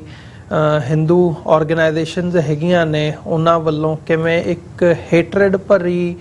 ਜਿਹੜੀ ਲਾਈਨ ਹੈਗੀ ਹੈ ਜਾਂ ਇੱਕ ਹੇਟਰਡ ਭਰਿਆ ਨੈਰੇਟਿਵ ਹੈ ਉਹ ਇੱਥੇ ਦੀਆਂ ਏਜੰਸੀਜ਼ ਨੂੰ, ਇੱਥੇ ਦੇ ਅਦਾਰਿਆਂ ਨੂੰ, ਇੱਥੇ ਦੀ ਪੋਲੀਟੀਕਲ ਕਲਾਸ ਤੱਕ ਤੇ ਐਡਮਿਨਿਸਟ੍ਰੇਸ਼ਨ ਤੱਕ ਪਹੁੰਚਦਾ ਕੀਤਾ ਜਾ ਰਿਹਾ ਆ, ਜਿਹੜਾ ਕਿ ਬਹੁਤ ਖਤਰਨਾਕ ਹੈ। ਇਸ ਲੈਵਲ ਤੱਕ ਕਿ ਗੁਰਦੁਆਰਾ ਸਾਹਿਬਾਨਾਂ ਨੂੰ ਡਰੱਗਸ ਤੇ ਹਥਿਆਰਾਂ ਦੇ ਅੱਡੇ ਦੱਸਿਆ ਜਾ ਰਿਹਾ ਆ। ਸੋ ਇਹ ਮਤਲਬ ਇੱਕ ਬੜਾ ਖਤਰਨਾਕ ਰੁਝਾਨ ਹੈ ਜੋ ਕੱਲ੍ਹ ਅਸੀਂ ਸੈਕਰਾਮੈਂਟੋ ਬੀ ਦੀ ਸਟੋਰੀ ਸਾਂਝੀ ਕੀਤੀ ਸੀਗੀ ਸਾਡੇ ਦਰਸ਼ਕਾਂ ਦੇ ਨਾਲ। ਹੁਣ ਇਹਦੇ ਇਵਜ਼ ਦੇ ਵਿੱਚ ਜਦੋਂ ਅਸੀਂ ਦੇਖਦੇ ਹਾਂ ਨਾਰਥ ਅਮਰੀਕਾ ਦੇ ਵਿੱਚ, ਇਹਨੂੰ ਇਸ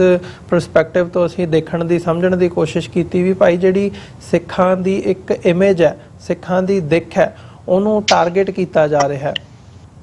ਸਿੱਖ ਇੱਥੇ ਆ ਕੇ ਇਸਟੈਬਲਿਸ਼ ਹੋਏ ਨੇ, ਇੱਥੋਂ ਦੀ ਪੋਲੀਟੀਕਲ ਕਲਾਸ ਜਿਹੜੀ ਹੈਗੀ ਹੈ ਉਹਦੇ ਨਾਲ ਵੀ ਜੁੜੇ ਹੋਏ ਨੇ, ਇੱਥੋਂ ਦੇ ਸਿਸਟਮ ਦੇ ਨਾਲ ਜੁੜੇ ਹੋਏ ਨੇ, ਤੇ ਆਪਣਾ ਇੱਕ ਜਿਹੜਾ ਨਿਆਰਾਪਣ ਹੈ ਸਿੱਖਾਂ ਦੀ ਜਿਹੜੀ ਹਸਤੀ ਹੈਗੀ ਹੈ ਉਹਨੂੰ ਨਾਰਥ ਅਮਰੀਕਾ ਦੇ ਵਿੱਚ, ਅਮਰੀਕਾ ਕੈਨੇਡਾ ਦੇ ਵਿੱਚ ਇਸਟੈਬਲਿਸ਼ ਕਰਨ ਦੇ ਵਿੱਚ ਕਾਫੀ ਹੱਦ ਤੱਕ ਕਾਮਯਾਬ ਹੋਏ ਨੇ। ਕੋਵਿਡ ਨੇ ਉਹਦੇ ਵਿੱਚ ਬਹੁਤ ਵੱਡਾ ਰੋਲ ਅਦਾ ਕੀਤਾ ਆ। ਸਿੱਖਾਂ ਦੀ ਜਿਹੜੀ ਇਮੇਜ ਸੀਗੀ ਇੱਕ ਹਿਊਮੈਨਿਟੇਰੀਅਨ ਆਸਪੈਕਟ ਨੂੰ ਮੁੱਖ ਰੱਖਦਿਆਂ ਹੋਇਆਂ ਉਹ ਬੜੇ ਵੱਡੇ ਲੈਵਲ ਦੇ ਉੱਤੇ ਚਰਚਾ ਦੇ ਵਿੱਚ ਆਈ ਹੈ। ਜਿਵੇਂ ਸਿੱਖਾਂ ਨੇ ਲੰਗਰ ਲਾਏ, ਮਦਦ ਕੀਤੀ ਬਾਕੀ ਕਮਿਊਨਿਟੀਜ਼ ਦੀ, ਇਹ ਇੱਕ ਸੌਫਟ ਪਾਵਰ ਕ੍ਰੀਏਟ ਹੋਈ ਹੈ ਇਹਨਾਂ ਮੁਲਕਾਂ ਦੇ ਵਿੱਚ ਸਿੱਖਾਂ ਦੀ। ਪਰ ਹੁਣ ਜਿਹੜੇ ਹਾਲਾਤ ਬਣੇ ਹੋਏ ਆ, ਹੁਣ ਇਉਂ ਲੱਗ ਰਿਹਾ ਆ ਵੀ ਕੁਝ ਅਜਿਹੀਆਂ ਘਟਨਾਵਾਂ ਵਾਪਰ ਰਹੀਆਂ ਨੇ ਜਾਂ ਇਹ ਕਹਿ ਲਓ ਵੀ ਵਾਪਰਾਈਆਂ ਜਾ ਰਹੀਆਂ ਨੇ ਜਿਹਦੇ ਨਾਲ ਸਿੱਖ ਇਮੇਜ ਨੂੰ,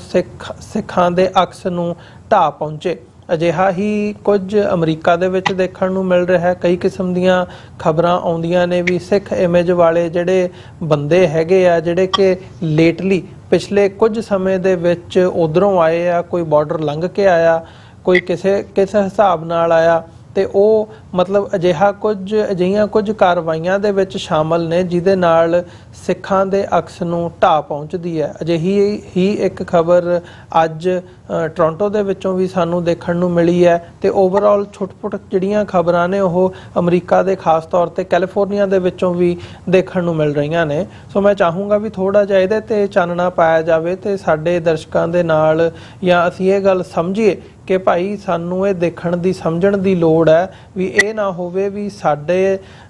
ਹੀ ਜਿਹੜਾ ਜਿਹਨੂੰ ਕਹਿੰਦੇ ਨੇ ਵੀ ਆਪਣੇ ਪੈਰ ਦੇ ਉੱਤੇ ਆਪ ਘੁਲਾੜੀ ਮਾਰਨ ਵਾਲੀ ਗੱਲ ਹੋਵੇ, ਵੀ ਵਾਪਰਦਾ ਕੁਝ ਹੈ ਤੇ ਉਹਨੂੰ ਬਣਾ ਕੁਝ ਹੋਰ ਦਿੱਤਾ ਜਾਂਦਾ।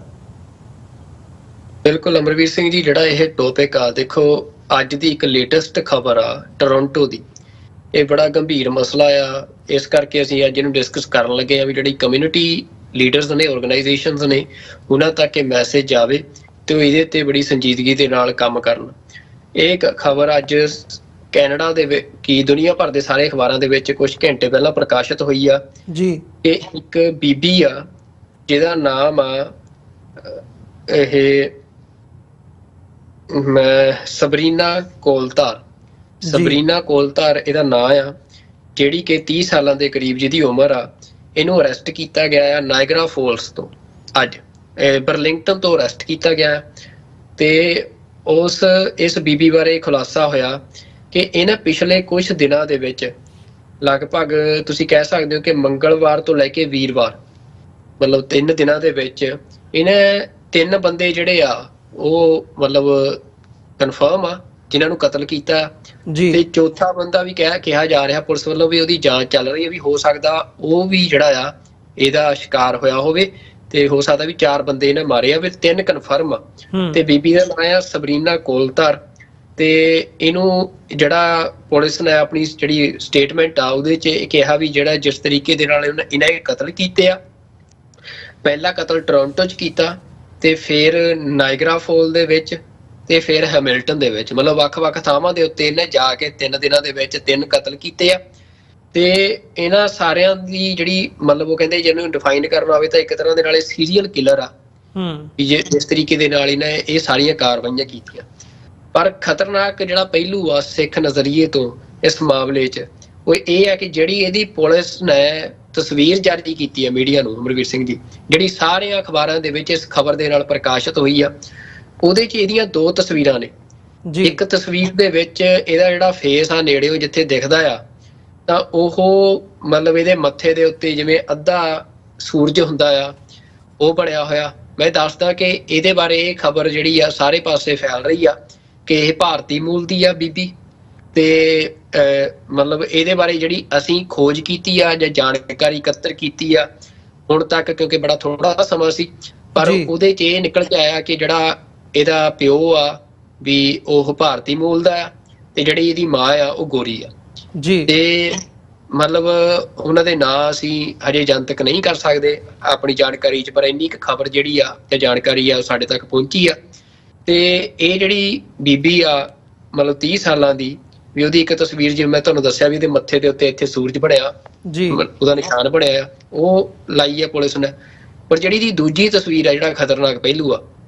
ਉਹ ਆ ਕੇ ਇਹ ਉਸ ਤਸਵੀਰ ਦੇ ਵਿੱਚ ਜਿਵੇਂ ਆਪਣੇ ਸਕੂਲਾਂ ਦੇ ਵਿੱਚ ਬੱਚੇ ਪਟਕਾ ਬੰਨ੍ਹਦੇ ਆ, ਸਿਰ ਤੇ ਕੇਸਕੀ ਸਜਾਉਂਦੇ ਆ ਛੋਟੀ ਜੀ, ਤੇ ਉਹ ਕੇਸਕੀ ਇਹਨੇ ਸਜਾਈ ਹੋਈ ਆ। ਮਤਲਬ ਇਹਦੀ ਉਹ ਤਸਵੀਰ ਆ ਜਿਹੜੀ ਉਹ ਪੁਲਿਸ ਨੇ ਜਾਰੀ ਕੀਤੀ ਆ, ਜਿਹੜੀ ਸਾਰੇ ਅਖਬਾਰਾਂ ਦੇ ਵਿੱਚ ਪ੍ਰਕਾਸ਼ਿਤ ਹੋਈ ਆ। ਤਾਂ ਆਪਣੇ ਆਪ ਦੇ ਵਿੱਚ ਅਮਰਵੀਰ ਸਿੰਘ ਜੀ, ਜਿਹੜੀ ਤੁਸੀਂ ਗੱਲ ਪਹਿਲਾਂ ਕਰ ਰਹੇ ਸੀ ਵੀ ਜਿਹੜਾ ਸਿੱਖ ਦੇਖੋ FBI ਨੇ ਇੱਕ ਸਪੈਸ਼ਲ ਟਾਸਕ ਫੋਰਸ ਬਣਾਉਣੀ ਪਈ ਆ FBI ਨੂੰ ਸਿੱਖਾਂ ਦੇ ਖਿਲਾਫ ਟ੍ਰਾਂਸਨੈਸ਼ਨਲ ਰਿਪਰੈਸ਼ਨ ਦੀਆਂ ਵੱਧ ਰਹੀਆਂ ਕਾਰਵਾਈਆਂ ਦੇ ਚੱਲਦੇ ਜੀ। ਤੇ ਦੂਜੇ ਪਾਸੇ ਲਗਾਤਾਰ ਅਸੀਂ ਕੈਨੇਡਾ ਦੇ ਵਿੱਚ ਪਿਛਲੇ ਸਮੇਂ 'ਚ ਦੇਖਿਆ ਵੀ ਕਿਵੇਂ ਸਿੱਖਾਂ ਦੇ ਖਿਲਾਫ ਇੱਕ ਆਰਗੇਨਾਈਜ਼ਡ ਹੇਟ ਮੂਵਮੈਂਟ ਜਿਹੜੀ ਆ, ਕੈਂਪੇਨ ਆ, ਉਹ ਚਲਾਈ ਜਾ ਰਹੀ ਆ। ਤਾਂ ਸਿੱਖਾਂ ਦੀ ਗੱਲ ਇਹ ਆ ਵੀ ਸਿੱਖ ਇੱਕ ਵਿਜ਼ੀਬਲ ਮਾਈਨੋਰਿਟੀ ਆ। ਸਿੱਖਾਂ ਦਾ ਉਹਨਾਂ ਦੇ ਦਾੜੇ ਪ੍ਰਕਾਸ਼ ਦੇ ਨਾਲ, ਉਹਨਾਂ ਦੀ ਦਸਤਾਰ ਦੇ ਨਾਲ, ਕੇਸਕੀ ਦੇ ਨਾਲ, ਇਸ ਸਰੂਪ ਤੋਂ ਸਿੱਖ ਜਿਹੜੇ ਆ ਉਹ ਵਿਜ਼ੀਬਲੀ ਜਿਹੜੇ ਆ ਦੁਨੀਆ ਦੇ ਵਿੱਚ ਅਲੱਗ ਨਜ਼ਰ ਆਉਂਦੇ ਆ ਜੀ। ਤੇ ਮਤਲਬ ਉਹਦੇ ਵਿੱਚ ਜਿਹੜਾ ਸਿੱਖ ਇਹ ਜਿਹੜੀ ਵਿਜ਼ੀਬਿਲਿਟੀ ਆ ਉਹਨੂੰ ਇਸ ਤਰੀਕੇ ਦੇ ਨਾਲ, ਮਤਲਬ ਤੁਸੀਂ ਇਹ ਹੁਣ ਬੀਬੀ ਦੀ ਖਬਰ ਤੁਸੀਂ ਦੇਖੋ ਵੀ ਇਹੋ ਜਿਹੀ ਘਟਨਾ ਸਾਰੀ ਦੁਨੀਆ ਨੇ ਪੜ੍ਹਨੀ ਆ ਇਹ ਖਬਰ, ਤੇ ਇਹ ਖਬਰ ਦੇ ਨਾਲ ਜਿਹੜੀ ਇਹਦੀ ਇਹ ਤਸਵੀਰ ਜਾਣੀ ਆ, ਤਾਂ ਉਹਦੇ ਨਾਲ ਅਸੀਂ ਕਹਿ ਸਕਦੇ ਆ ਵੀ ਖਾਸ ਤੌਰ ਤੇ ਜਿਹੜੇ ਸਿੱਖ ਬੱਚੇ ਆ ਜਿਹੜੇ ਇਹ ਸਰੂਪ ਧਾਰ ਕੇ ਰੱਖਦੇ ਆ ਜੀ, ਵੀ ਇਸ ਤਰੀਕੇ ਨਾਲ ਕੇਸਕੀਆਂ ਸਜਾਉਂਦੇ ਆ, ਤਾਂ ਉਹਨਾਂ ਦੇ ਪ੍ਰਤੀ ਜਿਹੜੀ ਹੇਟ ਆ ਉਹ ਹੋਰ ਫੈਲਾਈ ਜਾ ਸਕਦੀ ਆ ਇਹਨਾਂ ਤਸਵੀਰਾਂ ਦੇ ਨਾਲ ਜਾਂ ਇਸ ਤਰੀਕੇ ਦੀਆਂ ਜਿਹੜੀਆਂ ਖਬਰਾਂ ਨੇ ਉਹਨਾਂ ਦੇ ਨਾਲ, ਉਹਨਾਂ ਨੂੰ ਆਧਾਰ ਬਣਾ ਕੇ ਜੀ। ਹਾਲਾਂਕਿ ਬੀਬੀ ਦਾ ਕੋਈ ਸਿੱਖਾਂ ਨਾਲ ਸੰਬੰਧ ਹੈ ਨਹੀਂ ਹੈ, ਮਤਲਬ ਇਹ ਕੋਈ ਹਜੇ ਇਹਦੇ ਬਾਰੇ ਜਾਣਕਾਰੀ ਨਹੀਂ। ਮਤਲਬ ਵੈਸੇ ਵੀ ਜਿਹੜਾ ਇਹਦਾ ਮਤਲਬ ਤੁਹਾਨੂੰ ਮੈਂ ਦੱਸਿਆ ਵੀ ਇਹ ਜ਼ਰੂਰ ਭਾਰਤੀ ਮੂਲ ਦੇ ਨਾਲ ਇਹਦਾ ਸੰਬੰਧ ਆ, ਪਰ ਸਿੱਖਾਂ ਦੇ ਨਾਲ ਕੋਈ ਇਹਦਾ ਸੰਬੰਧ ਹੈ ਜਾਂ ਨਹੀਂ ਹੈ ਇਹਦੇ ਬਾਰੇ ਕੋਈ ਨਹੀਂ। ਪਰ ਜਿਹੜਾ ਉਹਨੇ ਸਰੂਪ ਧਾਰਿਆ ਹੋਇਆ ਵੀ ਜਿਹੜੀ ਫੋਟੋ ਜਾਰੀ ਕੀਤੀ ਆ ਉਹ ਸਿੱਧਾ ਹੀ ਸਿੱਧਾ ਸਿੱਖਾਂ ਦੀ ਜਿਹੜੀ ਵਿਜ਼ੀਬਿਲਿਟੀ ਆ ਉਹਦੇ ਨਾਲ ਮੇਲ ਖਾਂਦੀ ਹੈ ਜੀ। ਤਾਂ ਇਹ ਆਪਣੇ ਆਪ 'ਚ ਬੜੀ ਖਤਰਨਾਕ ਗੱਲ ਆ। ਇਹ ਖਤਰਨਾਕ ਅਮਰਵੀਰ ਸਿੰਘ ਜੀ ਉਦੋਂ ਹੋਰ, ਮਤਲਬ ਮੈਂ ਤੁਹਾਨੂੰ ਦੱਸਦਾ ਜੀ, ਤੋਂ ਕੁਝ ਸਮਾਂ ਪਹਿਲਾਂ ਇੱਕ ਮਸਲਾ ਸਾਹਮਣੇ ਆਇਆ ਸੀ। ਇੱਕ ਭਾਰਤੀ ਹਿੰਦੂ ਸੀ ਕੋਈ, ਜਿਹਦਾ ਨਾਂ ਸੀ ਰਾਜਕੁਮਾਰ ਮਹਿਮੀ। ਉਹ ਕੁਝ ਟਾਈਮ ਦੀ, ਇਹ ਪਿਛਲੇ ਸਾਲ ਦੀ ਖਬਰ ਆ, ਜੇ ਮੈਂ ਤਰੀਕਾਂ ਵੱਲ ਜਾਵਾਂ ਤਾਂ ਦਸੰਬਰ ਮਹੀਨੇ ਦੀ 2023 ਦੀ। ਇਹ ਰਾਜਕੁਮਾਰ ਮਹਿਮੀ ਸੀ, ਇਹ ਟਰੱਕ ਦੇ ਵਿੱਚ ਕੈਨੇਡਾ 'ਚ 80 ਕਿਲੋਗ੍ਰਾਮ ਕੋਕੀਨ ਲੈ ਕੇ ਆਉਣ ਦਾ ਦੋਸ਼ੀ ਸੀ, ਫੜਿਆ ਗਿਆ ਸੀ। ਫਿਰ ਇਹ ਬੇਲ ਤੇ ਉਦੋਂ ਬਾਅਦ ਭੱਜ ਲਿਆ ਇੱਥੋਂ, ਤੇ ਇਹਦੀਆਂ ਖਬਰਾਂ ਪ੍ਰਕਾਸ਼ਿਤ ਹੋਈਆਂ ਸੀ ਸਾਰੇ ਪਾਸੇ ਵੀ ਇਹ ਭਾਰਤ ਨੂੰ ਭੱਜ ਗਿਆ ਜੀ। ਤੇ ਉਹ ਤੋਂ ਜਿਹੜੀ ਖਬਰ, ਜਿਹੜੀ ਤਸਵੀਰ ਉਦੋਂ ਕੈਨੇਡੀਅਨ ਪੁਲਿਸ ਨੇ ਜਾਰੀ ਕੀਤੀ ਸੀ ਇਹਦੀ, ਰਾਜਕੁਮਾਰ ਮਹਿਮੀ ਦੀ, ਉਹ ਤਸਵੀਰ ਵੀ ਇਹਦੀ, ਇਹ ਹਾਲਾਂਕਿ ਹਿੰਦੂ ਸੀ, ਮੋਨਾ ਸੀ, ਪਰ ਇਹਦੀ ਤਸਵੀਰ ਪੱਗ ਵਾਲੀ ਜਾਰੀ ਕੀਤੀ। ਤਾਂ ਉਹ ਪੱਗ ਵਾਲੀ ਤਸਵੀਰ ਸਾਰੇ ਮੀਡੀਆ ਦੇ ਵਿੱਚ ਵਾਇਰਲ ਹੋਈ, ਜਿੱਥੇ ਵੀ ਇਹ ਖਬਰ ਗਈ ਨਾਲ ਉਹਦੀ ਪੱਗ ਵਾਲੀ ਤਸਵੀਰ ਗਈ। ਤਾਂ ਉਹਦੇ ਨਾਲ ਤੁਸੀਂ ਦੇਖੋ ਵੀ ਜਿਹੜਾ ਸਿੱਖਾਂ ਦਾ ਅਕਸ ਆ, ਵੀ ਉਹ ਬੰਦਾ ਸਿੱਖ ਵੀ ਨਹੀਂ, ਪਰ ਉਹਦਾ ਸਿੱਖ ਰੂਪ ਜਿਹੜਾ ਆ ਕ੍ਰਿਮੀਨਲ ਦੇ ਤੌਰ ਤੇ ਉਹ ਸਿੱਖ ਰੂਪ 'ਚ ਦੁਨੀਆ ਦੇ ਅੱਗੇ ਪੇਸ਼ ਹੋ ਰਿਹਾ।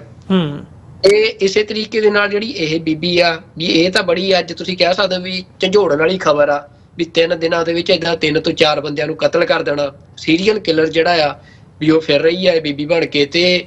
ਇਹਦੀ ਜਿਹੜੀ ਤਸਵੀਰ ਆ ਇਹੋ ਜਿਹੀ ਜਿਹੜੀ ਆ ਸਾਹਮਣੇ ਆ ਰਹੀ ਆ। ਇਹਦਾ ਹਾਲਾਂਕਿ ਇੱਕ ਕੁਝ ਸਾਲ ਪਹਿਲਾਂ ਦੀ ਵੀ ਇਹਦੀ ਖਬਰ ਜਿਹੜੀ ਬੀਬੀ ਦੀ ਆ ਉਹ ਹੈਗੀ ਸੀ ਵੀ ਜਦੋਂ ਇਹ ਤੇ ਇੱਕ ਕੇਸ ਹੋਇਆ ਸੀ, ਪਰ ਉਹ ਤੋਂ ਬਾਅਦ ਇਹ ਮਤਲਬ ਵੀ ਪੁਲਿਸ ਅੱਗੇ ਪੇਸ਼ ਨਹੀਂ ਹੋਈ ਪੈਰੋਲ ਤੋਂ ਬਾਅਦ, ਜਾਂ ਉਹ ਹਜੇ ਸਾਨੂੰ ਪੂਰੀ ਜਾਣਕਾਰੀ ਨਹੀਂ ਉਹਦੇ ਬਾਰੇ, ਪਰ ਪਤਾ ਲੱਗਿਆ ਵੀ ਪਹਿਲਾਂ ਵੀ ਇਹ ਤੇ ਕੋਈ ਕੇਸ ਹੈਗਾ ਸੀ ਜਾਂ ਇਹੋ ਜਿਹੀ ਇਹਦਾ ਰੈਕਡ ਜਿਹੜਾ ਆ ਉਹ ਕ੍ਰਿਮੀਨਲ ਰੈਕਡ ਸੀ। ਤਾਂ ਉਸ ਤੋਂ ਬਾਅਦ ਹੁਣ ਇੱਕੋ ਦਮ ਜਿਹੜੀ ਆ ਇਹ ਇਵੇਂ 3 ਦਿਨਾਂ ਦੇ ਵਿੱਚ ਇਹਨੇ ਕਤਲ ਕੀਤੇ ਆ, 3 ਤੋਂ 4, ਤੇ ਇਹਦੀ ਜਿਹੜੀ ਤਸਵੀਰ ਆ ਇਹ ਸਾਹਮਣੇ ਆਈ ਆ। ਤਾਂ ਜਿਹੜੀ ਅਸੀਂ ਗੱਲ ਕਹਿਣੀ ਚਾਹੁੰਦੇ ਆ ਉਹ ਇਹ ਆ ਕਿ ਕੈਨੇਡਾ ਦੇ ਵਿੱਚ ਸਿੱਖਾਂ ਨੇ ਪਿਛਲੇ ਲੰਮੇ ਸਮੇਂ ਤੋਂ ਆਪਣੇ ਪੋਲੀਟੀਕਲ ਐਕਟਿਵਿਜ਼ਮ ਦੇ ਨਾਲ ਕਈ MP ਚੁਣੇ ਆ। ਇੱਕ ਪੂਰਾ ਸਿੱਖਾਂ ਨੇ ਇੱਥੇ ਪੋਲਿਟਿਕਸ ਦੇ ਵਿੱਚ ਆਪਣੀ ਜਿਹੜੀ ਰਿਪਰੈਜ਼ੈਂਟੇਸ਼ਨ ਆ ਉਹ ਐਸਟੈਬਲਿਸ਼ ਕੀਤੀ ਆ। ਸਿੱਖ ਆਰਗੇਨਾਈਜੇਸ਼ਨਸ ਇੱਥੇ ਕੰਮ ਕਰਦੀਆਂ, ਪਰ ਜਿਹੜੇ ਉਹ ਇਲੈਕਟਡ ਰਿਪਰੈਜ਼ੈਂਟੇਟਿਵ ਨੇ, ਇਹ ਉਹਨਾਂ ਨੂੰ ਸਵਾਲ ਆ ਕਿ ਚਾਹੇ ਉਹ ਰਾਜਕੁਮਾਰ ਮਹਿਮੀ ਵਾਲਾ ਮਾਮਲਾ ਹੋਵੇ ਚਾਹੇ ਇਹ ਹੋਵੇ, ਵੀ ਜਿਹਦੇ 'ਚ ਅਸੀਂ ਦੇਖਿਆ ਵੀ ਤੁਸੀਂ ਕੱਲ ਅਸੀਂ ਉਹ ਖਬਰ ਸਾਂਝੀ ਕਰਕੇ ਹਟੇ ਆ ਵੀ ਜਿੱਥੇ ਕੈਲੀਫੋਰਨੀਆ ਦੇ ਵਿੱਚ ਜਿਹੜੀਆਂ ਉਹ ਮਤਲਬ ਹਿੰਦੂ ਆਰਗੇਨਾਈਜੇਸ਼ਨਸ ਹੈਗੀਆਂ ਨੇ, ਸੋ ਕਾਲਡ NGOs, ਜਿਹੜੀਆਂ ਕਿ ਇੰਡੀਆ ਦੀਆਂ ਮਤਲਬ ਇੱਥੇ ਇੰਡੀਆ ਦੇ ਵਿੰਗਸ ਨੇ, ਉਹ ਕਿਵੇਂ ਸਿੱਖਾਂ ਦੇ ਖਿਲਾਫ ਜਿਹੜਾ ਇੱਥੋਂ ਦਾ ਐਡਮਿਨਿਸਟ੍ਰੇਸ਼ਨ ਆ ਉਹਦੇ ਵਿੱਚ ਨੈਰੇਟਿਵ ਐਸਟੈਬਲਿਸ਼ ਕਰ ਰਹੀਆਂ ਜੀ। ਤਾਂ ਇਹ ਤਾਂ ਖਬਰ ਸੈਕਰਾਮੈਂਟੋ ਬੀ ਨੇ ਇਨਵੈਸਟੀਗੇਸ਼ਨ ਦੇ ਨਾਲ ਸਾਹਮਣੇ ਲੈ ਆਏ, ਪਰ ਉਹ ਤੋਂ ਬਿਨਾਂ ਸਿੱਖਾਂ ਬਾਰੇ ਕਿੰਨੀ ਕੁ ਨਫ਼ਰਤ ਤੇ ਕਿੰਨਾ ਕੁ ਪੈਸਾ ਸੁੱਟ ਕੇ ਕਿਵੇਂ ਉਹ ਇਨਫਿਲਟਰੇਸ਼ਨ ਇਹਨਾਂ ਮੁਲਕਾਂ ਦੇ ਵਿੱਚ ਕਰ ਰਹੇ ਆ, ਵੀ ਜਿਹਦਾ ਨਤੀਜਾ ਇਹੋ ਜਿਹੀਆਂ ਜਿਹੜੀਆਂ ਤਸਵੀਰਾਂ ਜਾਂ ਇਹੋ ਜਿਹੀਆਂ ਖਬਰਾਂ ਸਾਡੇ ਸਾਹਮਣੇ ਆ ਰਹੀਆਂ। ਤਾਂ ਸਵਾਲ ਉਹਨਾਂ ਸਿੱਖ ਨੁਮਾਇੰਦਿਆਂ ਨੂੰ ਆ ਕਿ ਜਿਨ੍ਹਾਂ ਦੇ ਉੱਤੇ ਕਮਿਊਨਿਟੀ ਨੇ ਭਰੋਸਾ ਕੀਤਾ ਕਿ ਫਿਰ ਤੁਸੀਂ ਕੀ ਕਰ ਰਹੇ ਹੋ। ਵੀ ਰਾਜਕੁਮਾਰ ਮਹਿਮੀ ਵਾਲੀ ਘਟਨਾ ਤੋਂ ਬਾਅਦ ਇਹ ਹੁਣ ਸਾਹਮਣੇ ਆਈ ਆ, ਤਾਂ ਦੇਖੋ ਹੋ ਸਕਦਾ ਕਿ ਪੁਲਿਸ ਦਾ ਇਹਦੇ ਵਿੱਚ ਪੁਲਿਸ ਨੇ ਜਿਹੜੀ ਰਿਕਾਰਡਡ ਤਸਵੀਰ ਆ ਉਹ ਜਾਰੀ ਕੀਤੀ ਹੋਵੇ, ਪਰ ਪੁਲਿਸ ਦਾ ਜਾਂ ਇੱਥੋਂ ਦੀ ਐਡਮਿਨਿਸਟ੍ਰੇਸ਼ਨ ਦੀ ਕਾਉਂਸਲਿੰਗ ਕਰਨੀ ਜ਼ਿੰਮੇਵਾਰੀ ਹੈ ਸਿੱਖਾਂ ਦੀ ਬਣਦੀ ਹੈ, ਸਿੱਖ ਆਰਗੇਨਾਈਜੇਸ਼ਨਸ ਦੀ, ਕਿ ਉਹਨਾਂ ਨੂੰ ਇਹ ਗੱਲ ਸਮਝਾਉਣ ਕਿ ਕਿਵੇਂ ਜਿਹੜਾ ਇੱਕ ਤੁਸੀਂ ਮਤਲਬ ਹੋ ਸਕਦਾ ਇਹਦੀ ਹੋਰ ਵੀ ਤਸਵੀਰ ਹੋਵੇ, ਇਹਦੀ ਹੋਰ ਤਸਵੀਰ ਵੀ ਪੇਸ਼ ਕੀਤੀ ਜਾ ਸਕਦੀ ਸੀ, ਪਰ ਇੱਕ ਵਿਜ਼ੂਅਲ ਮਾਈਨੋਰਿਟੀ ਦੀ ਆਇਡੈਂਟੀਟੀ ਨਾਲ ਜੋੜ ਕੇ ਤਸਵੀਰ ਜਾਰੀ ਕਰਨੀ ਜਿਹੜੀ ਪਹਿਲਾਂ ਹੀ ਅੰਡਰ ਥ੍ਰੈਟ ਆ, ਜਿਹੜੀ ਪਹਿਲਾਂ ਹੀ ਜਿਹਦੇ ਉੱਤੇ ਜਿਹੜੇ ਹੇਟ ਕ੍ਰਾਈਮ ਆ, ਹੇਟ ਵਾਇਲੈਂਸ ਦੇ ਕ੍ਰਾਈਮ ਆ ਜਿਹੜੇ ਹੋ ਰਹੇ ਆ, ਵੀ ਉਹ ਤੁਸੀਂ ਮਤਲਬ ਜਾਰੀ ਕਰ ਰਹੇ ਹੋ, ਤਾਂ ਇਹੋ ਜਿਹੀਆਂ ਚੀਜ਼ਾਂ ਤੋਂ ਗਰੇਜ਼ ਹੋਣਾ ਚਾਹੀਦਾ ਹੈ। ਤੇ ਇਹਦੇ 'ਚ ਸਭ ਤੋਂ ਵੱਡਾ ਖਤਰਾ ਇਹ ਆ ਵੀ ਜਿਹੜਾ ਇਹਦਾ ਰੂਪ ਦਿਖਾਇਆ ਗਿਆ ਆ, ਤਾਂ ਜਿਹੜੀ ਮੈਂ ਪਹਿਲਾਂ ਗੱਲ ਦੱਸ ਰਿਹਾ ਵੀ ਇਹ ਸਰੂਪ ਜਿਹੜਾ ਆ ਇਹ ਜ਼ਿਆਦਾਤਰ ਸਿੱਖ ਬੱਚੇ ਅਡੋਪਟ ਕਰਦੇ ਆ, ਸਕੂਲਾਂ ਨੂੰ ਜਾਣ ਵਾਲੇ ਉਹਨਾਂ ਦੇ ਇਸ ਤਰੀਕੇ ਦੀਆਂ ਜਿਹੜੀਆਂ ਕੇਸਕੀਆਂ ਨੇ ਉਹ ਸਜਾਈਆਂ ਹੁੰਦੀਆਂ ਨੇ, ਤੇ ਸਕੂਲਾਂ ਦੇ ਵਿੱਚ ਸਿੱਖ ਬੱਚਿਆਂ ਦੇ ਨਾਲ ਜਦੋਂ ਇਹਨੂੰ ਇਹ ਆਇਡੈਂਟੀਫਾਈ ਹੋਣਾ, ਇਹਦਾ ਚਿਹਰਾ ਜਾਈਦਾ ਮਤਲਬ ਇੱਕ ਜਿਹੜੀ ਇਮੇਜ ਆ, ਤਾਂ ਉਹ ਬਹੁਤ ਖਤਰਨਾਕ ਗੱਲ ਆ। ਤਾਂ ਇਹਦੇ ਤੇ ਸਿੱਖ ਆਰਗੇਨਾਈਜੇਸ਼ਨਾਂ ਨੂੰ ਜ਼ਰੂਰ ਮੈਨੂੰ ਲੱਗਦਾ ਕਿ ਕੋਈ ਸਟੈਪ ਚੁੱਕਣਾ ਚਾਹੀਦਾ ਆ, ਤੇ ਜਿਹੜੀ ਗੱਲਬਾਤ ਆ ਤੋਰਨੀ ਚਾਹੀਦੀ ਆ, ਵੀ ਜਿੱਦਾਂ ਇੱਕ ਸਿੱਖਾਂ ਦੇ ਖਿਲਾਫ ਇੱਕ ਨਫ਼ਰਤ ਜਿਹੜੀ ਆ ਸਾਰੇ ਵਧਾਈ ਜਾ ਰਹੀ ਆ, ਜਿਹਦੇ 'ਚ ਅਮਰੀਕਾ ਨੇ ਪਿਛਲੇ ਦਿਨਾਂ ਦੇ ਵਿੱਚ ਇਹ ਵੀ ਖੁਲਾਸਾ ਹੋਇਆ ਅਮਰੀਕਾ 'ਚ ਕਿ ਕਿਵੇਂ ਜਿਹੜਾ ਰਸ਼ੀਆ ਆ ਉਹ ਜਿਹੜੀ ਅਮਰੀਕਨ ਸੁਸਾਇਟੀ ਆ ਉਹਦੇ ਵਿੱਚ ਜਿਹੜੇ ਆਪਸੀ ਵਖਰੇਵੇਂ ਆ ਕਮਿਊਨਿਟੀਜ਼ ਦੇ ਵਿੱਚ ਉਹ ਪੈਦਾ ਕਰਨ ਦੇ ਲਈ ਕੰਮ ਕਰ ਰਿਹਾ, ਤੇ ਰਸ਼ੀਆ ਤੇ ਇੰਡੀਆ ਦੇ ਆਪਸੀ ਜਿਹੜੇ ਇੰਟੈਲੀਜੈਂਸ ਏਜੰਸੀਆਂ ਦੇ ਸੰਬੰਧ ਨੇ ਉਹ ਸਾਰੀ ਦੁਨੀਆ ਜਾਣਦੀ ਆ। ਤੇ ਜਿਵੇਂ ਜਿਹੜਾ ਸਾਰਾ ਸਿੱਖਾਂ ਦੇ ਖਿਲਾਫ ਜਿਹੜੀ ਹੇਟ ਕੈਂਪੇਨ ਸੋਸ਼ਲ ਮੀਡੀਆ ਦੇ ਉੱਤੇ ਚੱਲ ਰਹੀ ਆ, ਉਹਨੂੰ ਜਿਵੇਂ Indian social media accounts boost ਕਰ ਰਹੇ ਆ, ਉਹ ਸਾਰਿਆਂ ਦੇ ਸਾਹਮਣੇ ਆ, ਪ੍ਰਤੱਖ ਆ। ਤਾਂ ਇਸ ਕਰਕੇ ਜੋ ਇਹ ਸਾਰਾ ਕੁਝ ਵਾਪਰ ਰਿਹਾ ਇਹਨੂੰ ਇੱਕ ਕੜੀ 'ਚ ਦੇਖਣਾ ਚਾਹੀਦਾ ਹੈ, ਤੇ ਸਿੱਖ ਆਰਗੇਨਾਈਜੇਸ਼ਨਾਂ ਨੂੰ ਬੜੀ ਤੇਜ਼ੀ ਦੇ ਨਾਲ ਇਹਦੇ ਤੇ ਕਾਰਵਾਈ ਕਰਦੇ ਆ, ਤੇ ਜਿਹੜਾ ਕੋਈ ਨਾ ਕੋਈ ਐਕਸ਼ਨ ਆ ਜਿਹੜੇ ਲਿਖਣੇ ਚਾਹੀਦੇ ਆ, ਪ੍ਰੋਗਰਾਮ ਲਿਖਣੇ ਚਾਹੀਦੇ ਆ, ਤਾਂ ਕਿ ਜਿਹੜੀ ਸਿੱਖ ਆਇਡੈਂਟੀਟੀ ਜਾਂ ਸਿੱਖ ਇਮੇਜ ਕੋਵਿਡ ਤੋਂ ਬਾਅਦ ਸਾਰੀ ਦੁਨੀਆ ਦੇ ਵਿੱਚ ਬਹੁਤ ਪੋਜ਼ਿਟਿਵਲੀ ਐਸਟੈਬਲਿਸ਼ ਹੋਈ ਸੀ, ਉਹਨੂੰ ਜਿਹੜਾ ਡੈਂਟ ਪਾਉਣ ਦੀਆਂ ਕੋਸ਼ਿਸ਼ਾਂ ਹੋ ਰਹੀਆਂ ਆ ਉਹਨਾਂ ਨੂੰ ਨਾਕਾਮ ਕੀਤਾ ਜਾ ਸਕੇ। ਬਿਲਕੁਲ ਬਿਲਕੁਲ, ਇਹ ਤੇ ਮੈਂ ਇਹ ਸਮਝਦਾ ਵੀ ਇਹ ਗੱਲ ਇਕੱਲੀ ਸਿੱਖ ਆਰਗੇਨਾਈਜੇਸ਼ਨ ਦੇ ਉੱਤੇ ਨਹੀਂ ਛੱਡਣੀ ਚਾਹੀਦੀ, ਕਿਉਂਕਿ ਜਿਹੜੀਆਂ ਘਟਨਾਵਾਂ ਵਾਪਰ ਰਹੀਆਂ ਨੇ ਉਹ ਗਰਾਊਂਡ ਦੇ ਉੱਤੇ ਵਾਈਡਰ ਸਕੇਲ ਦੇ ਉੱਤੇ ਵਾਪਰ ਰਹੀਆਂ ਨੇ। ਕੋਈ ਹਜੇ ਇਸ ਕਿਸਮ ਦਾ ਮੈਕੈਨਿਜ਼ਮ ਨਹੀਂ ਹੈਗਾ ਵੀ ਉਹਨਾਂ ਘਟਨਾਵਾਂ ਦਾ ਕੱਲੇ ਤੌਰ ਦੇ ਉੱਤੇ ਕੋਈ ਡਾਟਾਬੇਸ ਜਾਂ ਕੋਈ ਉਸ ਕਿਸਮ ਦਾ ਬਣਾਇਆ ਜਾ ਸਕੇ ਜਿਹਦੇ 'ਚ ਆਰਗੇਨਾਈਜੇਸ਼ਨਸ ਇਨਵੋਲਵ ਹੋ ਕੇ ਇਹਨੂੰ ਵੱਡੇ ਲੈਵਲ ਦੇ ਉੱਤੇ ਜਾ ਕੇ ਐਡਮਿਨਿਸਟ੍ਰੇਸ਼ਨ ਦੇ ਨਾਲ ਜਾਂ ਸਰਕਾਰੀ ਅਦਾਰਿਆਂ ਦੇ ਨਾਲ ਚੁੱਕ ਸਕਣ। ਉਹ ਸਮਾਂ ਵੀ ਕਿਤੇ ਨਾ ਕਿਤੇ ਆਉਂਦਾ ਜਦੋਂ ਕੋਈ ਉਸ ਕਿਸਮ ਦਾ ਕੇਸ ਆਉਂਦਾ ਸੀ, ਦੇਖਿਆ ਵੀ ਉੱਥੇ ਆਰਗੇਨਾਈਜੇਸ਼ਨਸ ਕੰਮ ਵੀ ਕਰਦੀਆਂ ਨੇ। ਹੁਣ ਨਿਊਯਾਰਕ ਦੇ ਵਿੱਚ ਅਜਿਹੀ ਘਟਨਾ ਵਾਪਰਦੀ ਹੈ ਜਿੱਥੇ ਗੁਰੂ ਗ੍ਰੰਥ ਸਾਹਿਬ ਦੇ ਸਰੂਪ ਇੱਕ ਬੀਬੀ ਵੱਲੋਂ ਲਿਜਾਏ ਜਾਂਦੇ ਨੇ ਕਿ ਮੈਂ ਪਾਠ ਕਰਨਾ ਆ ਘਰ ਦੇ ਵਿੱਚ, ਫਿਰ ਉਹ ਮੁੜ ਕੇ ਮੁਨਕਰ ਹੋ ਜਾਂਦੀ ਹੈ ਗੁਰਦੁਆਰਾ ਸਾਹਿਬ ਨੂੰ ਸਰੂਪ ਗੁਰੂ ਮਹਾਰਾਜ ਦਾ ਵਾਪਸ ਕਰਨ ਦੇ ਲਈ, ਤੇ ਉਹਦੇ ਲਈ ਮਤਲਬ ਜਦੋਜਹਿਦ ਕੀਤੀ ਹੈ। ਪਿਛਲਾ ਸਾਰਾ ਹਫ਼ਤਾ ਨਿਊਯਾਰਕ ਦੇ ਵਿੱਚ ਲੱਗਿਆ ਤੇ ਇੱਥੇ ਲੌਂਗ ਆਈਲੈਂਡ ਦੇ ਵਿੱਚ ਉਹ ਘਟਨਾ ਵਾਪਰੀ ਹੈ, ਤੇ ਮੁੜ ਕੇ ਆ ਕੇ ਹੁਣ ਭਾਵੇਂ ਉਹ ਹੁਣ ਇੱਕ ਪ੍ਰੈਸ਼ਰ ਦੇ ਨਾਲ, ਕਮਿਊਨਿਟੀ ਦੇ ਪ੍ਰੈਸ਼ਰ ਦੇ ਨਾਲ ਤੇ ਲੋਕਲ ਜਿਹੜੀ ਲਾਅ ਇਨਫੋਰਸਮੈਂਟ ਏਜੰਸੀਜ਼ ਹੈਗੀਆਂ ਨੇ ਉਹਨਾਂ ਦੀ ਮਦਦ ਦੇ ਨਾਲ ਉਹ ਮਸਲਾ ਜਿਹੜਾ ਆ ਉਹ ਖਤਮ ਹੋ ਗਿਆ, ਪਰ ਅਜਿਹੀਆਂ ਜਿਹੜੀਆਂ ਘਟਨਾਵਾਂ ਵਾਪਰ ਰਹੀਆਂ ਨੇ ਜਿਹੜੀਆਂ ਸਿੱਖ ਇਮੇਜ ਨੂੰ ਜਾਂ ਸਿੱਖਾਂ ਨੂੰ ਢਾਹ ਲਾਉਣ ਵਾਲੀਆਂ ਨੇ, ਸਾਨੂੰ ਆਪਸ ਦੇ ਵਿੱਚ ਇੱਕ ਜਿਹਨੂੰ ਕਹਿੰਦੇ ਆ ਵੀ ਵਿਜੀਲੈਂਟ ਹੋ ਕੇ ਇਹ ਇੱਕ ਆਪਣਾ ਮਾਨਸਿਕ ਪੱਧਰ ਉਹਦੇ ਉੱਤੇ ਲਿਆ ਕੇ ਕਿ ਅਸੀਂ ਆਪਣੇ ਗੁਰਦੁਆਰਾ ਸਾਹਿਬਾਨਾਂ ਦੇ ਵਿੱਚ, ਅਸੀਂ ਆਪਣੀਆਂ ਕਮਿਊਨਿਟੀਜ਼ ਦੇ ਵਿੱਚ ਜਿੱਥੇ ਸਾਡੀਆਂ ਕਮਿਊਨਿਟੀਜ਼ ਇਕੱਠੀਆਂ ਹੁੰਦੀਆਂ ਨੇ, ਫੰਕਸ਼ਨਸ ਹੁੰਦੇ ਨੇ, ਉੱਥੇ ਸਾਡਾ ਇਹ ਧਿਆਨ ਰੱਖਣਾ ਬਣਦਾ ਹੈ, ਦੇਖਣਾ ਬਣਦਾ ਵੀ ਭਾਈ ਕਿਹੜੇ ਬੰਦੇ ਆ ਰਹੇ ਆ, ਇੰਡੀਵਿਜੂਅਲੀ ਕੌਣ ਕੀ ਹੈਗਾ, ਉੱਥੇ ਪ੍ਰੋਪਰ ਸਿਕਿਉਰਿਟੀ ਦਾ ਪ੍ਰਬੰਧ ਹੋਵੇ, ਕੈਮਰੇ ਲੱਗੇ ਹੋਣ, ਤਾਂ ਕਿ ਕੁਝ ਵੀ ਅਜਿਹਾ ਨਾ ਵਾਪਰੇ। ਜਿਸ ਵੀ ਲੈਵਲ ਦੇ ਉੱਤੇ ਜਾ ਕੇ ਅਸੀਂ ਇਹਨਾਂ ਘਟਨਾਵਾਂ ਨੂੰ ਠੱਲ ਪਾ ਸਕਦੇ ਹਾਂ ਉਹ ਸਾਨੂੰ ਕਰਨੀਆਂ ਬਣਦੀਆਂ ਨੇ। ਇਹ ਇੱਥੇ ਜ਼ਰੂਰੀ ਹੈ ਇਹ ਦੇਖਣਾ, ਕਿਉਂਕਿ ਇਸ ਵਕਤ ਜਦੋਂ ਅਸੀਂ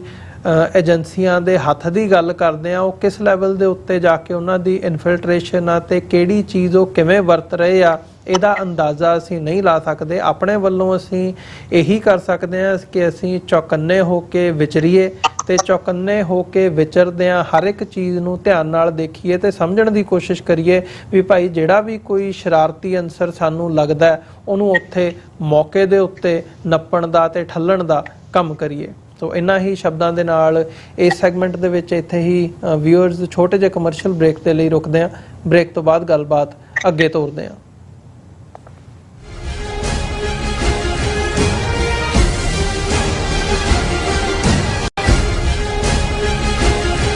ਅਮਰੀਕਾ ਵਿੱਚ ਰਹਿ ਰਹੇ ਹੋ ਅਤੇ ਡਰਾਈਵਿੰਗ ਲਾਇਸੈਂਸ ਲੈਣਾ ਚਾਹੁੰਦੇ ਹੋ ਤੇ ਲੱਭ ਰਹੇ ਹੋ ਇੱਕ ਤਜਰਬੇਕਾਰ ਡਰਾਈਵਿੰਗ ਸਕੂਲ, ਤਾਂ ਤੁਹਾਡੇ ਲਈ ਹੈ ਵੱਡੀ ਖੁਸ਼ਖਬਰੀ। ਕੈਲੀਫੋਰਨੀਆ ਦਾ ਸਟਾਕਟਨ ਟਰੱਕ ਡਰਾਈਵਿੰਗ ਸਕੂਲ ਤੁਹਾਨੂੰ ਦੇਵੇਗਾ ਡਰਾਈਵਿੰਗ ਸਿਖਲਾਈ ਅਤੇ ਡਰਾਈਵਿੰਗ ਦੌਰਾਨ ਪੇਸ਼ ਆਉਂਦੀਆਂ ਮੁਸ਼ਕਲਾਂ ਨਾਲ ਨਜਿੱਠਣ ਦੀ ਸਿਖਲਾਈ।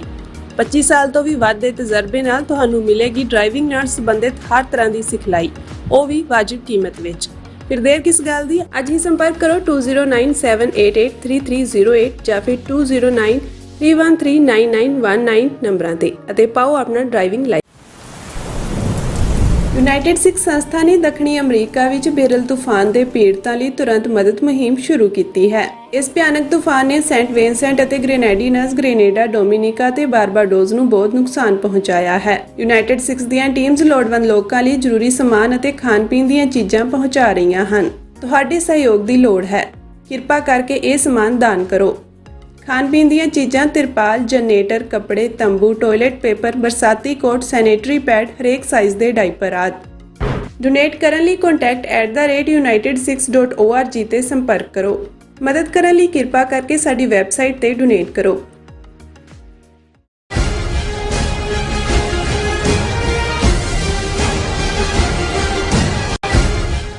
ਵਿਊਅਰਸ, ਬ੍ਰੇਕ ਤੋਂ ਬਾਅਦ ਤੁਹਾਡਾ ਸਾਰਿਆਂ ਦਾ ਸਵਾਗਤ ਹੈ। ਗੱਲਬਾਤ ਨੂੰ ਅੱਗੇ ਤੋਰਦੇ ਹਾਂ। ਸੁਖਵਿੰਦਰ ਸਿੰਘ ਜੀ, ਅਖੀਰਲੇ ਸੈਗਮੈਂਟ ਦੇ ਵਿੱਚ ਅਸੀਂ ਗੱਲ ਕਰੀਏ, ਅਸੀਂ ਹਮੇਸ਼ਾ ਜ਼ਿਕਰ ਕਰਦੇ ਹਾਂ ਕਿ ਭਾਰਤ ਦੇ ਵਿੱਚ 2 ਸੈਟ ਆਫ ਲਾਜ਼ ਹੈਗੇ ਆ। ਇੱਕ ਉਹ ਜਿਹੜਾ ਵੱਡ ਗਿਣਤੀ ਦੇ ਲਈ ਹੈ, ਮੈਜੋਰਿਟੀ ਕਮਿਊਨਿਟੀ ਦੇ ਲਈ ਹੈ, ਤੇ ਉਹੀ ਕਾਨੂੰਨ ਜਦੋਂ ਘੱਟ ਗਿਣਤੀਆਂ ਦੇ ਲਈ ਵਰਤੇ ਜਾਂਦੇ ਆ ਤੇ ਉਹਨਾਂ ਦੇ ਜਿਹੜੇ ਦੋਹਰੇ ਮਾਪਦੰਡ ਆ ਉਹ ਸਾਨੂੰ ਸਾਹਮਣੇ ਜਗ ਜ਼ਾਹਰ ਹੁੰਦੇ ਆ। ਹੁਣ ਇਹਦੀ ਇੱਕ ਪ੍ਰਾਈਮ ਐਗਜ਼ਾਮਪਲ ਜਿਹੜੀ ਬੀਤੇ ਸਮੇਂ ਦੇ ਵਿੱਚ ਸਾਨੂੰ ਦੇਖਣ ਨੂੰ ਮਿਲੀ ਹੈ ਕਿ ਸਰਦਾਰ ਜਸਵੰਤ ਸਿੰਘ ਖਾਲੜਾ, ਜਿਹੜੇ ਕਿ ਇਸ ਸਮੇਂ ਦੇ ਸਿੱਖ ਨਾਇਕ ਹੋਏ ਨੇ, ਜਿਨ੍ਹਾਂ ਨੇ ਲਾਵਾਰਸ ਲਾਸ਼ਾਂ ਦਾ ਜਿਹੜਾ ਸੱਚ ਹੈ ਉਹ ਜਗ ਜ਼ਾਹਰ ਕੀਤਾ। ਕਿਵੇਂ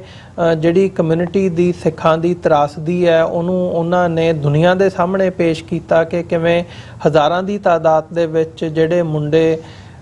ਵੱਡੇ ਸਾਡੇ ਬਜ਼ੁਰਗ ਮਾਰੇ ਆ, ਜਿਨ੍ਹਾਂ ਦਾ ਘਾਣ ਕੀਤਾ ਗਿਆ ਆ, ਤੇ ਇਵੈਂਚੁਅਲੀ ਉਹਨਾਂ ਨੂੰ ਵੀ, ਜਸਵੰਤ ਸਿੰਘ ਖਾਲੜਾ ਨੂੰ ਵੀ ਲਾਵਾਰਿਸ ਲਾਸ਼ ਬਣਾ ਕੇ ਧਰ ਦਿੱਤਾ ਗਿਆ।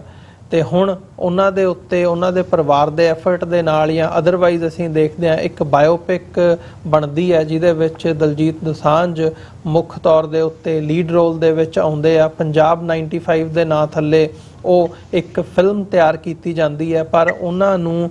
ਉਸ ਦਾ ਜਿਹੜਾ central board of film certification ਹੈ, ਸੈਂਸਰ ਬੋਰਡ ਹੈ, ਉਹ ਇਜਾਜ਼ਤ ਨਹੀਂ ਦਿੰਦਾ ਇਸ ਫਿਲਮ ਨੂੰ ਅੱਗੇ ਵਧਣ ਦੀ। ਇਹ ਲਟਕ ਰਹੀ ਹੈ। ਇੱਥੇ ਟੋਰਾਂਟੋ ਜਿਹੜਾ ਫਿਲਮ ਫੈਸਟੀਵਲ ਹੁੰਦਾ ਉਹਦੇ ਵਿੱਚ ਇਹਨੂੰ ਲਿਆਉਣ ਦੀ ਕੋਸ਼ਿਸ਼ ਕੀਤੀ ਗਈ, ਉਦੋਂ ਵੀ ਇਹਨਾਂ ਨੇ ਹਕੂਮਤ ਦੇ ਜਿਹੜੇ ਨਾਲ ਲੱਗਦੇ ਅਦਾਰੇ ਹੈਗੇ ਆ ਜਾਂ ਜੇ ਅਸੀਂ ਹਿੰਦੂ ਤਵੀਆਂ ਦੀ ਗੱਲ ਕਰੀਏ ਉਹਨਾਂ ਨੇ ਵਿਰੋਧ ਕੀਤਾ ਤੇ ਉਸ ਨੂੰ ਨਹੀਂ ਲੱਗਣ ਦਿੱਤਾ ਗਿਆ। ਤੇ ਹੁਣ ਉੱਥੇ ਉਹਨਾਂ ਨੇ ਜ਼ਿਕਰ ਕੀਤਾ ਆ ਕਿ ਇਹਦੇ ਵਿੱਚ ਜਿਹੜੇ ਵੱਡੇ ਲੈਵਲ ਦੇ ਉੱਤੇ ਕੱਟ ਹੈਗੇ ਆ ਉਹ ਲਾਏ ਜਾਣ, 120 ਕੱਟ ਲਾਏ ਜਾਣ। ਤੇ ਪਰਿਵਾਰ ਵੱਲੋਂ ਇਸ ਗੱਲ ਦਾ ਵਿਰੋਧ ਕੀਤਾ ਗਿਆ ਆ ਵੀ ਭਾਈ ਇਹਦਾ ਜੇ ਤੁਸੀਂ ਨਾਂ ਬਦਲ ਦੋਗੇ, ਇਹਦੇ ਵਿੱਚੋਂ ਧਾਰਮਿਕ ਰੈਫਰੈਂਸਿਸ ਕੱਢ ਦੋਗੇ, ਇਹਦਾ ਜਸਵੰਤ ਸਿੰਘ ਖਾਲੜਾ ਦੇ ਨਾਲ ਇਹਦਾ ਜ਼ਿਕਰ ਕੱਢ ਦੋਗੇ ਤੇ ਪਿੱਛੇ ਬਚਦਾ ਕੁਝ ਨਹੀਂ ਹੈਗਾ। ਤੇ ਉਹੀ ਜਦੋਂ ਅਸੀਂ ਦੇਖਦੇ ਹਾਂ ਕੰਗਣਾ ਰਣੌਤ ਵਰਗੀ ਐਕਟਰੈਸਿਸ ਦੀ ਜਦੋਂ ਐਮਰਜੈਂਸੀ ਫਿਲਮ ਦਾ ਜ਼ਿਕਰ ਹੁੰਦਾ ਜਾਂ ਮੈਸੇਂਜਰ ਆਫ ਗੋਡ ਵਰਗੀਆਂ ਫਿਲਮਾਂ ਦਾ ਜ਼ਿਕਰ ਹੁੰਦਾ ਜਾਂ ਹੋਰ ਪੰਜਾਬ ਤੇ ਸਿੱਖ ਵਿਰੋਧੀ ਜਿਹੜੇ ਕਿਰਦਾਰ ਹੈਗੇ ਆ, ਅਸੀਂ ਇੱਕ ਲੰਬੀ ਲਿਸਟ ਕੱਢ ਸਕਦੇ ਹਾਂ ਜਿਹਦਾ ਅਸੀਂ ਜ਼ਿਕਰ ਕਰ ਸਕਦੇ ਹਾਂ ਵੀ ਜਿਹੜੀਆਂ ਫਿਲਮਾਂ ਜਾਂ ਜਿਹੜੀਆਂ ਉਸ ਕਿਸਮ ਦੀਆਂ ਪਬਲਿਕੇਸ਼ਨਸ ਨੂੰ ਉਤਸ਼ਾਹਿਤ ਕੀਤਾ ਜਾਂਦਾ ਆ। ਤੇ ਉਧਰਲੇ ਪਾਸੇ ਜਦੋਂ ਅਸੀਂ ਦੂਜੇ ਪਾਸੇ ਦੇਖਦੇ ਹਾਂ, ਜਦੋਂ ਕੋਈ ਗਰਾਊਂਡ ਰਿਐਲਿਟੀ ਨੂੰ ਪੇਸ਼ ਕਰਦੀ film, human rights based activist ਨੂੰ ਪੇਸ਼ ਕਰਦੀ ਫਿਲਮ ਦਰਸਾਈ ਜਾਂਦੀ ਹੈ, ਉਹਦੇ ਤੇ ਕੱਟ ਲਾਉਣ ਦੀ ਲਾਈਨ ਸ਼ੁਰੂ ਹੋ ਜਾਂਦੀ ਹੈ ਤੇ ਉਹਨਾਂ ਨੂੰ ਠੱਲਣ ਦੀ ਲਾਈਨ ਸ਼ੁਰੂ ਹੋ ਜਾਂਦੀ ਹੈ। ਸੋ ਦੋਹਰੇ ਮਾਪਦੰਡ ਸਾਨੂੰ ਨਜ਼ਰ ਆਉਂਦੇ ਨੇ। ਸੋ ਮੈਂ ਮਤਲਬ ਇਹਨੂੰ ਕਿਵੇਂ ਦੇਖਿਆ ਜਾਵੇ, ਮਤਲਬ ਹੁਣ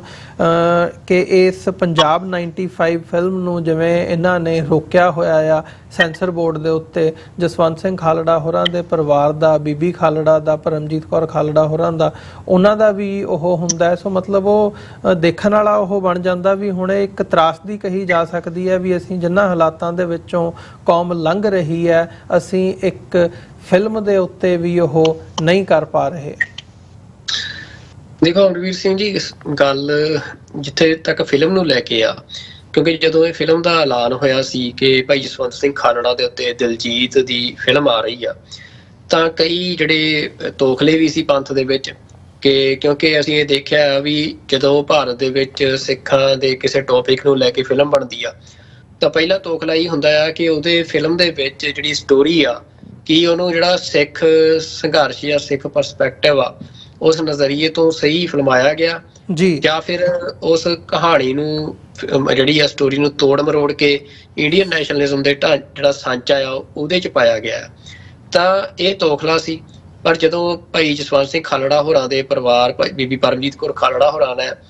ਇਹ ਗੱਲ ਆਈ ਸਾਹਮਣੇ ਕਿ ਉਹਨਾਂ ਨੇ ਇਹ ਫਿਲਮ ਜਿਹੜੀ ਆ ਇਹਦੀ ਕਹਾਣੀ ਜਿਹੜੀ ਆ ਪੜ੍ਹੀ ਆ ਤੇ ਫਿਰ ਇਸ ਕਹਾਣੀ ਨੂੰ ਹਾਮੀ ਭਰੀ ਆ ਇਸ ਫਿਲਮ ਨੂੰ ਬਣਾਉਣ ਦੇ ਉੱਤੇ, ਫਿਰ ਪੰਥ ਦੇ ਵਿੱਚ ਜਿਹੜੇ ਤੋਖਲੇ ਸੀ ਉਹ ਕਾਫੀ ਹੱਦ ਤੱਕ ਉਹਨਾਂ ਦੇ ਉੱਤੇ ਵਿਰਾਮ ਲੱਗਿਆ ਜੀ। ਤੇ ਜਿੱਥੋਂ ਤੱਕ ਫਿਲਮ ਦੀ ਗੱਲ ਆ ਤਾਂ ਉਹਦੇ ਵਿੱਚ ਦੇਖੋ ਦਿਲਜੀਤ ਮਹਿਜ਼ ਇੱਕ ਕਲਾਕਾਰ ਆ, ਉਹਨੂੰ ਜਿਹੜੀ ਸਟੋਰੀ ਮਿਲੀ ਆ ਉਹਨੇ ਉਹਦੇ ਤੇ ਸਿਰਫ ਕਲਾਕਾਰੀ ਕਰਨੀ ਆ। ਤੇ ਜਿਵੇਂ ਉਹਨੇ ਚਮਕੀਲਾ ਫਿਲਮ ਵੀ ਕੀਤੀ, ਹੋਰ ਵੀ ਰੋਜ਼ ਆਪਣੇ ਸ਼ੋਅ ਕੋਈ ਮਤਲਬ ਤਰ੍ਹਾਂ ਦੇ ਗੀਤ ਗਾਉਂਦਾ, ਸਾਰਾ ਕੁਛ ਕਰਦਾ ਹੈ ਨਾ। ਤਾਂ ਪਹਿਲੀ ਗੱਲ ਤਾਂ ਅਸੀਂ ਆਪਣੇ ਇੱਥੋਂ ਪਲੇਟਫਾਰਮ ਤੇ ਇਹ ਗੱਲ ਕਹਿਣੀ ਚਾਹੁੰਦੇ ਆ ਵੀ ਜਿਹੜਾ ਕਲਾਕਾਰ ਆ ਉਹ ਨਾਇਕ ਦਾ ਰੋਲ ਤਾਂ ਨਿਭਾ ਸਕਦਾ ਪਰ ਉਹ ਨਾਇਕ ਨਹੀਂ ਹੋ ਸਕਦਾ ਜੀ। ਤਾਂ ਇਹਦੇ ਚੱਲਦੇ ਆ ਵੀ ਇਹ ਗੱਲ ਸਿੱਖ ਨੌਜਵਾਨਾਂ ਨੂੰ ਸਪਸ਼ਟ ਹੋਣੀ ਚਾਹੀਦੀ ਹੈ, ਕਿਉਂਕਿ ਕਈ ਵਾਰ ਇਹ ਹੁੰਦਾ ਵੀ ਜਿਹੜੇ ਨਾਇਕ ਦਾ ਰੋਲ ਕਰ ਰਹੇ ਅਦਾਕਾਰ ਆ ਉਹੀ ਨੌਜਵਾਨਾਂ ਦੇ ਵਿੱਚ ਨਾਇਕ ਦੀ ਥਾਂ ਲੈ ਲੈਂਦੇ ਆ। ਤੇ ਦੂਜੀ ਗੱਲ ਫਿਲਮ ਬਾਰੇ ਇਹ ਸੀ ਵੀ ਜਦੋਂ ਕਹਾਣੀ ਉਹਦੀ ਪਰਿਵਾਰ ਨੇ ਪੜ੍ਹ ਲਈ ਤੇ ਸਾਰਾ ਕੁਝ ਸੀ, ਤਾਂ ਕਹਾਣੀ ਬਾਰੇ ਜਿੱਥੋਂ ਤੱਕ ਮੈਨੂੰ ਜਾਣਕਾਰੀ ਆ, ਕਿਉਂਕਿ ਸਰਦਾਰ ਅਜਮੇਰ ਸਿੰਘ ਹੋਰੀ ਜਦੋਂ ਹੁਣ ਕੈਨੇਡਾ ਆਏ ਸੀ ਤਾਂ ਉਹਨਾਂ ਦੇ ਨਾਲ ਗੱਲਬਾਤ ਹੋਈ, ਉਹਨਾਂ ਨੇ ਵੀ ਇਹ ਫਿਲਮ ਦੇਖੀ ਆ, ਉਹਨਾਂ ਨੂੰ ਫਿਲਮ ਦੀ ਟੀਮ ਨੇ ਫਿਲਮ ਦਿਖਾਈ ਸੀ। ਮਤਲਬ ਜਦੋਂ ਇਹ ਬਣੀ ਉਹ ਤੋਂ ਬਾਅਦ ਜਿਹੜੇ ਕੁਛ ਸਿੱਖਾਂ ਨੂੰ ਦਿਖਾਈ ਗਈ ਉਹਨਾਂ ਚ ਉਹਨਾਂ ਦਾ ਵੀ ਨਾਮ ਸੀ ਤੇ ਉਹਨਾਂ ਦਾ ਇਹ ਕਮੈਂਟ ਸੀ ਕਿ ਜਿਹੜੀ ਇਹ ਫਿਲਮ ਆ ਇਹ ਅਦਾਕਾਰੀ ਤੇ ਮਤਲਬ ਜਿਹੜੀ ਸਿਨੇਮੈਟੋਗ੍ਰਾਫੀ ਆ ਉਸ ਪੱਧਰ ਤੇ ਕਾਫੀ ਵਧੀਆ ਕੰਮ ਇਸ ਫਿਲਮ ਚ ਕੀਤਾ ਗਿਆ ਤੇ ਸਿੱਖ ਜਿਹੜਾ ਪਰਸਪੈਕਟਿਵ ਆ ਉਹਨੂੰ ਵੀ ਕਾਫੀ ਹੱਦ ਤੱਕ ਸਹੀ ਤਰੀਕੇ ਦੇ ਨਾਲ ਪੇਸ਼ ਕੀਤਾ ਗਿਆ ਜੀ। ਵੀ ਭਾਈ ਜਸਵੰਤ ਸਿੰਘ ਖਾਲੜਾ ਦੀ ਜਿਹੜੀ ਜਿੱਥੋਂ ਤੱਕ ਹਿਊਮਨ ਰਾਈਟਸ ਦੇ ਪਰਸਪੈਕਟਿਵ ਤੋਂ ਗੱਲ ਆ ਵੀ ਉਸ ਲੈਵਲ ਤੱਕ ਜਿਹੜੀ ਇਹ ਫਿਲਮ ਆ ਇਹਦੇ ਵਿੱਚ ਬਿਲਕੁਲ ਸਹੀ ਪੇਸ਼ਕਾਰੀ ਕੀਤੀ ਗਈ ਆ। ਤੇ ਉਹਨਾਂ ਦਾ ਕਹਿਣਾ ਸੀ ਕਿ ਜੇ ਫਿਲਮ ਇਸੇ ਰੂਪ ਦੇ ਵਿੱਚ ਜਿਵੇਂ ਬਣਾਈ ਗਈ ਆ ਜੇ ਰਿਲੀਜ਼ ਹੁੰਦੀ ਆ ਤਾਂ ਇਹ ਫਿਲਮ ਇੰਡੀਅਨ ਜਿਹੜੀ ਸਟੇਟ ਆ ਉਹਦਾ ਜਿਹੜਾ ਜ਼ੁਲਮੀ ਕਿਰਦਾਰ ਆ ਉਹਨੂੰ ਸਾਰੀ ਦੁਨੀਆ ਦੇ ਅੱਗੇ ਬਹੁਤ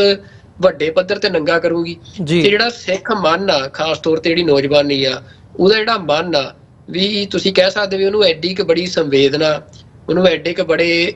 ਜਿਹਨੂੰ ਆਪਾਂ ਕਹਿੰਦੇ ਹੁੰਦੇ ਆ ਵੀ ਮਤਲਬ ਵੀ ਭਾਵੁਕਤਾ ਚ ਲੈ ਜੂਗੀ ਜਿਹੜੀ ਬਹੁਤ ਲੰਮੀ ਜਿਹੜੀ ਮਾਰ ਆ ਉਹਦੀ ਸਾਈਕੀ ਦੇ ਉੱਤੇ, ਸਿੱਖ ਸਾਈਕੀ ਦੇ ਉੱਤੇ ਕਰੂਗੀ ਵੀ ਇਹ ਉਹਨਾਂ ਦੇ ਕਮੈਂਟ ਸੀ। ਤੇ ਜਿਹੜਾ ਇਹ ਫਿਲਮ ਦੇ ਉੱਤੇ ਫਿਰ ਹੁਣ ਰੋਕਾਂ ਜਿਹੜੀ ਸੈਂਸਰ ਬੋਰਡ ਲਾ ਰਹੀ ਆ ਤਾਂ ਜਦੋਂ ਮੈਂ ਇਹਨੂੰ ਦੇਖ ਰਿਹਾ ਤਾਂ ਉਹਨਾਂ ਦੇ ਕਮੈਂਟ ਫਿਰ ਮੈਂ ਸਮਝ ਸਕਦਾ ਵੀ ਉਹ ਕੀ ਗੱਲ ਕਹਿ ਰਹੇ ਸੀ। ਵੀ ਇਸੇ ਦੇ ਚੱਲਦੇ ਆ ਜਿਹੜਾ ਸੈਂਸਰ ਬੋਰਡ ਆ ਭਾਰਤ ਦਾ ਉਹ ਇਹਦੇ ਤੇ ਮੈਨੂੰ ਲੱਗਦਾ ਕਿੰਨੇ 120 ਕੱਟ ਲਾਉਣ ਦੀ ਗੱਲ ਕਹੀ ਆ, ਪਿੱਛੇ ਬਚਦਾ ਕੀ ਆ। ਤੁਸੀਂ ਇੱਕ ਫਿਲਮ ਜਿਹੜੀ 3 ਘੰਟਿਆਂ ਦੀ ਆ ਉਹ ਜਾਂ 3 ਘੰਟੇ ਤੋਂ ਵੀ ਘੱਟ, ਅੱਜ ਕੱਲ ਤਾਂ 2 ਘੰਟੇ ਦੀਆਂ ਫਿਲਮਾਂ ਹੁੰਦੀਆਂ ਨੇ ਤੇ ਉਹਦੇ ਚ 120 ਕੱਟ ਤੁਸੀਂ ਲਾਉਣ ਦੀ ਗੱਲ ਕਹਿ ਰਹੇ ਹੋ ਤਾਂ ਪਿੱਛੇ ਫਿਲਮ ਦਾ ਬਚਣਾ ਕੀ ਆ। ਤਾਂ ਉਹ ਲਗਭਗ ਸਾਰੀ ਫਿਲਮ ਨੂੰ ਹੀ ਬਦਲਣ ਦੀ ਗੱਲ ਕਰ ਰਹੇ ਆ ਜੀ। ਤੇ ਇਸ ਗੱਲ ਦੇ ਉੱਤੇ ਹੁਣ ਜਿਹੜਾ ਬੀਬੀ ਪਰਮਜੀਤ ਕੌਰ ਖਾਲੜਾ ਹੋਰਾਂ ਦਾ ਸਟੈਂਡ ਆਇਆ ਤਾਂ ਉਹ ਸਪਸ਼ਟ ਉਹਨਾਂ ਨੇ ਗੱਲ ਕਹੀ ਆ ਵੀ ਉਹ ਫਿਲਮ ਜੇ ਜਾਰੀ ਕਰਨੀ ਆ ਜਿਹੜੇ ਨਿਰਦੇਸ਼ਕ ਨੇ ਜਾਂ ਉਹ ਸਾਰੀ ਟੀਮ ਆ ਤਾਂ ਉਹਨਾਂ ਨੂੰ ਉਸੇ ਰੂਪ ਚ ਜਾਰੀ ਕਰਨੀ ਪੈਣੀ ਆ ਜਿਹੜੀ ਕਹਾਣੀ ਉਹਨਾਂ ਨੂੰ ਪਹਿਲਾਂ ਦਿਖਾਈ ਗਈ ਸੀ ਤੇ ਜਿਵੇਂ ਫਿਲਮ ਬਣਾਈ ਗਈ ਆ। ਤੇ ਜੇ ਉਹਦੇ ਵਿੱਚ ਕਿਸੇ ਤਰ੍ਹਾਂ ਦੇ ਕੱਟ ਜਿਹੜੇ ਆ ਉਹ ਪਰਿਵਾਰ ਨੂੰ ਪ੍ਰਵਾਨ ਨਹੀਂ ਆ, ਭਾਵੇਂ ਇੱਕ ਕੱਟ ਹੋਵੇ, ਕਿਸੇ ਵੀ ਤਰ੍ਹਾਂ ਦਾ ਕੱਟ ਜਿਹੜਾ ਆ ਉਹ ਪਰਿਵਾਰ ਪ੍ਰਵਾਨ ਨਹੀਂ ਕਰੂੰਗਾ। ਤੇ ਉਹਨਾਂ ਨੇ ਸ਼੍ਰੋਮਣੀ ਗੁਰਦੁਆਰਾ ਪ੍ਰਬੰਧਕ ਕਮੇਟੀ ਨੂੰ ਵੀ ਤੇ ਹੋਰ ਸਿੱਖ ਸੰਸਥਾਵਾਂ ਨੂੰ ਵੀ ਅਪੀਲ ਕੀਤੀ ਆ ਕਿ ਉਹ ਇਹਦੇ ਲਈ ਆਵਾਜ਼ ਚੁੱਕਣ ਕਿ ਜਿਹੜੀ ਇਹ ਫਿਲਮ ਆ ਉਹ ਆਪਣੇ ਉਸੇ ਓਰੀਜਨਲ ਰੂਪ ਦੇ ਵਿੱਚ ਜਿਹੜੀ ਆ ਉਹ ਜਾਰੀ ਕੀਤੀ ਜਾਵੇ। ਪਰ ਜਿਹੜੀ ਗੱਲ ਆ ਕਿ ਸਿੱਖ ਅੱਜ ਭਾਰਤ ਦੇ ਵਿੱਚ ਗੁਲਾਮ ਆ ਤਾਂ ਇਹ ਵੀ ਇੱਕ ਗੁਲਾਮੀ ਦੀ ਨਿਸ਼ਾਨੀ ਹੈ ਕਿ ਤੁਸੀਂ ਆਪਣੀ ਪੀੜ ਵੀ ਜਿਹੜੀ ਆ ਉਹ ਲੋਕਾਂ ਨੂੰ ਨਹੀਂ ਦੱਸ ਸਕਦੇ। ਵੀ ਭਾਈ ਜਸਵੰਤ ਸਿੰਘ ਖਾਲੜਾ ਦਾ ਜਿਹੜਾ ਕੇਸ ਆ ਵੀ ਤੁਸੀਂ ਮਤਲਬ ਜ਼ੁਲਮ ਕੀਤਾ, ਸਿੱਖ ਨੌਜਵਾਨਾਂ ਦੇ ਫੇਕ ਐਨਕਾਊਂਟਰ ਬਣਾਏ, ਸਿੱਖ ਨੌਜਵਾਨਾਂ ਨੂੰ ਕਤਲ ਕੀਤਾ, ਉਹਨਾਂ ਦੀਆਂ ਲਾਸ਼ਾਂ ਨੂੰ ਅਣਪਛਾਤੀਆਂ ਕਹਿ ਕੇ ਸਾੜਿਆ ਜੀ। ਤੇ ਤੁਸੀਂ ਉਹ ਜਿਹੜਾ ਸੱਚ ਆ ਜਿਹੜਾ ਕਿ ਭਾਰਤੀ ਕੋਰਟਾਂ ਦੇ ਵਿੱਚ, ਅਦਾਲਤਾਂ ਦੇ ਵਿੱਚ ਵੀ ਪ੍ਰੂਵ ਹੋ ਚੁੱਕਿਆ, ਜਿਹੜੇ ਫੈਕਟ ਇੰਡੀਅਨ ਜੁਡੀਸ਼ੀਅਲ ਸਿਸਟਮ ਦੇ ਵਿੱਚ ਐਸਟੈਬਲਿਸ਼ ਹੋ ਚੁੱਕੇ ਆ, ਤੇ ਜਿਹੜੇ ਫੈਕਟਸ ਦੇ ਉੱਤੇ ਜਿਹੜੇ ਕਨਵਿਕਟ ਸੀ ਇੰਡੀਅਨ ਜਿਹੜਾ ਐਡਮਿਨਿਸਟ੍ਰੇਸ਼ਨ ਦਾ, ਇੰਡੀਅਨ ਪੁਲਿਸ ਦਾ ਹਿੱਸਾ, ਉਹਨਾਂ ਨੂੰ ਸਜ਼ਾਵਾਂ ਵੀ ਹੋ ਚੁੱਕੀਆਂ, ਤੁਸੀਂ ਉਹਨਾਂ ਚੀਜ਼ਾਂ ਨੂੰ ਵੀ ਪਰਦੇ ਤੇ ਨਹੀਂ ਹੋਣ ਦੇਣਾ ਚਾਹੁੰਦੇ ਜੀ। ਤਾਂ ਮਸਲਾ ਕੀ ਹੈ ਵੀ ਸਿੱਖ ਇਹ ਸਮਝਣ ਵੀ